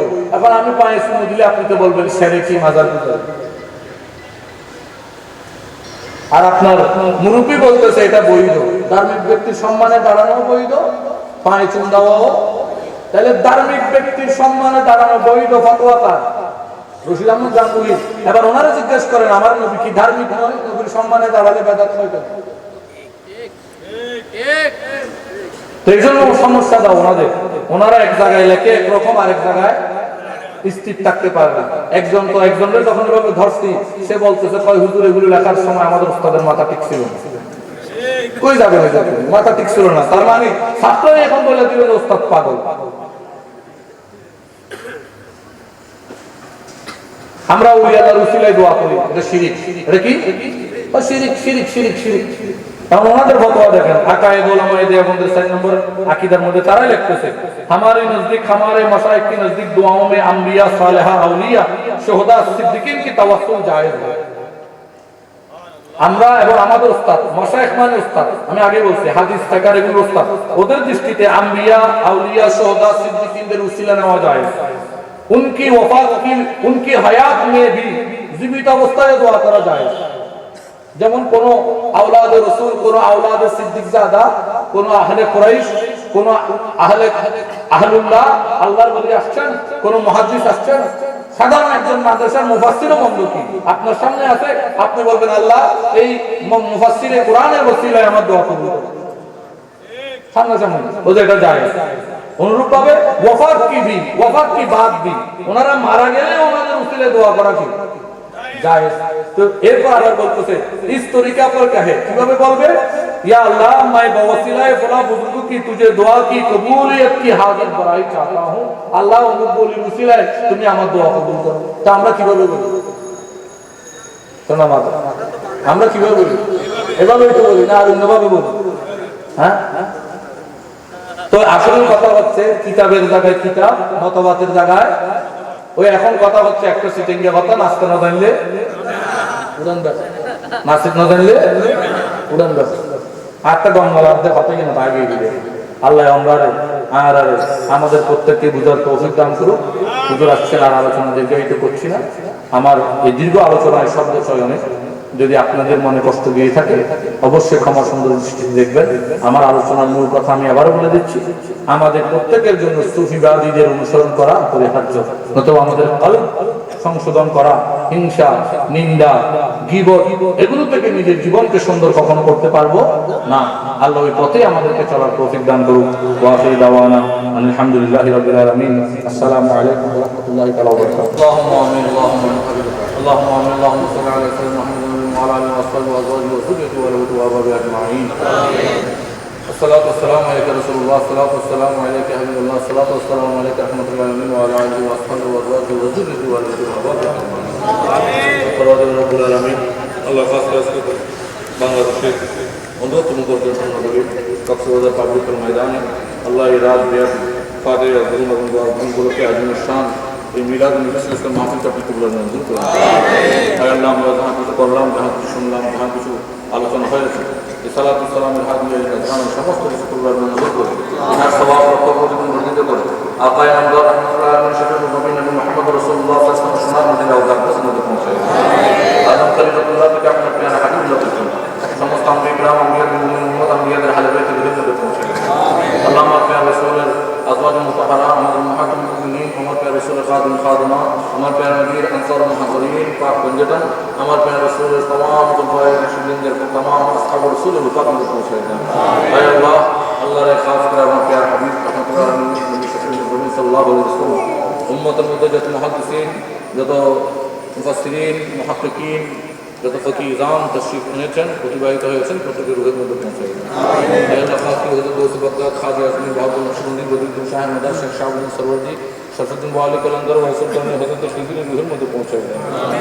ইয়া আল্লাহ, আল্লাহর আমাদের পিতা মাতা, দাদা দাদি, নানা নানি, আত্মীয় স্বজন, শ্বশুর শাশুড়ি, ওস্তাদ ইকরাম যারা দুনিয়ার থেকে বিদায় নিয়ে কবরবাসী হয়েছেন তাদের কবরে কবর ইয়া রাব্বুল আলামিন। আজকের এই মাহফিলকে আপনি কবুল মঞ্জুর করুন। শারীরিকভাবে, আর্থিকভাবে, মানসিকভাবে যারা শরীর শামিল হয়েছেন, সহযোগিতা করেছেন, প্রত্যেকের খিদমতকে কবুল করুন। আল্লাহ বিভিন্ন সিলসিলার, বিভিন্ন দরবারের, বিভিন্ন সুন্নি সংগঠনের ভাইরা যারা এই মাহফিলে উপস্থিত হয়েছেন, আল্লাহ তাদের খিদমতকে কবুল মঞ্জুর করুন। আল্লাহ বিশেষ করে পরবর্তী রব্বুল আলামিন, আল্লাহ অসংখ্য ব্যস্ততার মাঝেও আল্লাহ আমাদের অত্যন্ত শ্রদ্ধাভাজন, স্নেহভাজন ডক্টর কফিলুদ্দিন সাহেব তার যে মূল্যবান সময় আপনার হাবিবের মিলাদের জন্য, আল্লাহ আপনি আপনার রাসূলের দ্বীনের জন্য যে তার মূল্যবান সময় দিয়েছেন, তার খিদমতকে কবুল করুন। তার ইলমের মধ্যে, আমলের মধ্যে, হায়াতের মধ্যে বরকত দান করুন। ফাসিকদের হাসদ থেকে, দুশমনদের বুরি নজর থেকে আল্লাহ তাকে ও তার পরিবারকে হেফাজত করুন। আল্লাহ দেশে বিদেশে, আল্লাহ বিভিন্ন জায়গায় যে দিন ইসলাম এবং মাযহাব মিল্লাতের আহলে সুন্নাত ওয়াল জামাতের খিদমতের সাংঘাতিক বিভিন্ন জায়গায় যাচ্ছেন, আল্লাহ তার শারীরিক সুস্থতা রাখুন। আল্লাহ যেভাবে আল্লাহ তিনি লিখনের মাধ্যমে, ওয়াজ ও নসিহতের মাধ্যমে আল্লাহ এই দেশের মধ্যে সুফিবাদী এবং আহলে সুন্নাত ওয়াল জামাতের খিদমত করার চিন্তা চেতনা নিয়ে অগ্রসর হচ্ছেন, আল্লাহ তাকে আল্লাহ রে আপনি আপনার হাবিবের ওসিলায় আবু ইকরামের ওসিলায় সাহায্য করুন। আল্লাহ তার সাথে সাথে আমাদেরকেও খিদমত করার তৌফিক দিন। আয় আল্লাহ খাস করে পরওয়ারদিগার রব্বুল আলামিন, আল্লাহ রে আমরা যা কিছু করেছি এগুলোর স্বভাব আমাদের প্রত্যেকে আপনার আপনার প্রিয় মুর্শিদের দরবারে আমাদের গন্ডার রহমতুল্লাহ গন্ডার রহমতুল্লাহ পাক করছেন, আব্দুল হাই জাহাঙ্গীর রহমতুল্লাহ পাক করছেন, রসুল নবী রহমতুল্লাহ পাক করছেন, হযরত আব্দুর রহমান চৌধুরী সৈয়দ আমার শ্রীপুর রহমতুল্লাহ পাক করছেন, হুজুর আলী রাজা কামুশের রহমতুল্লাহ পাক করছেন, শাহজালাল মুজাহিদ আমাদের এবং তার সাথে যে সফর সঙ্গী আল্লাহ শেখাউলির দরবারে পৌঁছে, চট্টগ্রাম 1240 আবদার রুহুর মধ্যে পৌঁছে, আমার জানা ও জানা পাক ভরপুর মহাদর্শী যত আউলিয়া ইকরাম, যত মশায়েখ ইকরাম, যত সুফি ইকরাম রয়েছেন প্রত্যেকের রুহের মধ্যে পৌঁছে। আল্লাহ এই জমিনের উপরে যারা আল্লাহ দরসে হাদিস, দরসে তাফসীর এবং আল্লাহ দরসে ফিকাহ, দরসে তাসাউফের খিদমত করে আসছেন, করে গিয়েছেন, প্রত্যেকের রুহের মধ্যে পৌঁছে। আল্লাহ আমরা যারা এই মজলিসে উপস্থিত হয়েছি, ওলামা ইকরাম এবং সামিয়া নিজাম যারা ইন্তজাম করেছেন, আল্লাহ আমাদের প্রত্যেককে আসমানি বলা, জমিন বলা, জাদুবন্তনা সেহের থেকে, দুষ্কর্ম থেকে, শত্রুতাম থেকে, হিংসুকের হিংসা থেকে, নিন্দুকের নিন্দা থেকে, চক্রান্ত থেকে, ফিতনা ফাসাদ থেকে, বলা মুসিবত থেকে, কঠিন রোগ ব্যাধি, বিমারি থেকে, অকল্যাণ থেকে, অমঙ্গল থেকে, চলমান করোনা মহামারী থেকে আমাদেরকে আমাদের পরিবারের সদস্য প্রত্যেককে সুস্থ রাখুন, নিরাপদ রাখুন, শান্তিতে রাখুন। আল্লাহ আমাদেরকে আমাদের পরিবার, স্ত্রী সন্তান সন্ততিকে নামাজি বানিয়ে দিন, রোজাদার বানিয়ে দিন, আপনার শুকরগুজার বান্দা বানিয়ে দিন। আল্লাহ রে আমাদের অন্তরে আপনার হাবিবের মহব্বত পয়দা করে দিন, আউলিয়া ইকরামের মহব্বত পয়দা করে দিন। আল্লাহ এই দেশে আল্লাহ আলম ইসলাম এবং সুন্নতের মধ্যে যত মতানক্য আছে, আল্লাহ এই সমস্ত মতানক্যকে দূরীভূত করে আল্লাহ ঐক্যের বন্ধন আবদ্ধ হয়ে মুস্তাহাব ও মিল্লাতের খিদমত করার তৌফিক দান করুন। আল্লাহ আমাদের অন্তর থেকে কালিমা দূরীভূত করে দিন। আল্লাহ আপনার রাসূলের, আউলিয়া ইকরামের মহব্বত এবং আনুগত্যের শিকল আমাদের কলবের মধ্যে পড়িয়ে দিন। আল্লাহ নফসের কুমন্ত্রণা থেকে আমাদেরকে হেফাজত করুন। আল্লাহ আমাদের নফসকে নফসে মুতমাইন্না, নফসে রাজিয়াতে পরিবর্তন করুন। আয় আল্লাহ ওলামা ইকরামদেরকে সম্মান করার মন মানসিকতা আমাদেরকে তৈরি করে দিন। আল্লাহ বিভিন্ন সিলসিলা, বিভিন্ন তরিকতের যে মশায়েখ ইকরাম, এই মশায়েখ ইকরামদেরকে আল্লাহর এই সম্মান করার, মহব্বত করার সেই মন মানসিকতা আমাদের ভিতরে তৈরি করে দিন। আল্লাহ খাস করে আমি গুনাহগার বান্দা হাত বাড়িয়েছি আমি, ইয়া রাব্বুল আলামিন, আল্লাহ জানি না আল্লাহ কীভাবে আপনার দরবারে ফরিয়াদ করতে হয়, ভাষা নাই, জ্ঞান নেই, জ্ঞানহীন একজন ব্যক্তি আল্লাহ। ইয়া রাব্বুল আলামিন, আল্লাহ আমরা প্রত্যেকেই গুনাহের আল্লাহর এই গুনাহের মধ্যে জর্জরিত হয়ে গেছি। আপনার হাবিবের মিলাদে বসে ওলামা ইকরামদেরকে নিয়ে আল্লাহ হাত ধরিয়েছি। আল্লাহ রে আমাদের জিন্দগির গুনাহকে আপনি মাফ করুন। আল্লাহ আমাদের গুনাহকে মাফ করে দিন। আল্লাহ আমাদের গুনাহকে মাফ করে দিন। আমাদের পরিবারের সদস্যদের গুনাহকে মাফ করে দিন। আল্লাহ যে নিজের কনফারেন্স যেহেতু সামান্য হয়ে আসছে হচ্ছে, আল্লাহ এটাকে আপনি কবুলের মঞ্জুর করে আল্লাহ এই কনফারেন্সকে, মজলিসকে আল্লাহ তাকে আমার পর্যন্ত কক্সবাজারের জমিনের উপরে আল্লাহ আপনি কায়েম ও দায়েম রাখেন। আল্লাহ বিশেষ করে আমি গুনাহগার বান্দা হাত ধরিয়েছি মাহমুদ। আল্লাহ আমার ইচ্ছা ছিল আল্লাহ আপনার দিনের একজন বড় খাদিম, আপনার রাসূলের বড় একজন আশিক, আউলিয়া ইকরামের একজন বড় প্রেমিক আমাদের শ্রদ্ধাভাজন ডক্টর ফখরুদ্দিন সাহেব দোয়া মোনাজাত করবেন, কিন্তু রব্বুল আলামিন আল্লাহর এই মহব্বত ওলামা ইকরামের প্রতি, মশায়েখ ইকরামের প্রতি, এটা তো আপনি আপনার রাসূলের নিয়ামত। আল্লাহ তিনি আল্লাহ মহব্বত করে আমি গুনাহগারকে বলেছেন, আল্লাহ আমিও তাঁর প্রতি সম্মান রেখে আল্লাহ তার নির্দেশ পালন করেছি। আল্লাহ আমাদের এই ফরিয়াদকে আপনি কবুল করুন। আমাদের মহব্বতকে তা কিয়ামত পর্যন্ত আবাদান কায়েম রাখুন। আয় আল্লাহ খাস করে আমি গুনাহগারের ফরিয়াদ আপনার হাবিবের ওসিলায় তামাম আউলিয়াকে আমার ওসিলায় কবুল করুন। আল্লাহ হুজুরের যে সফরকে নিরাপত্তা করুন। আল্লাহ আরও যারা ওলামায়ে কেরাম উপস্থিত হয়েছেন প্রত্যেকের জন্য কবুল করুন। সাল্লাল্লাহু আলা হাবিবিহি মুহাম্মদ ওয়া আলা আলিহি ওয়া আসহাবিহি ওয়া আজওয়াজিহি ওয়া যুররিয়্যতিহি ওয়া আলা বাতিহি ওয়া আহবাবিহি আজমাইন।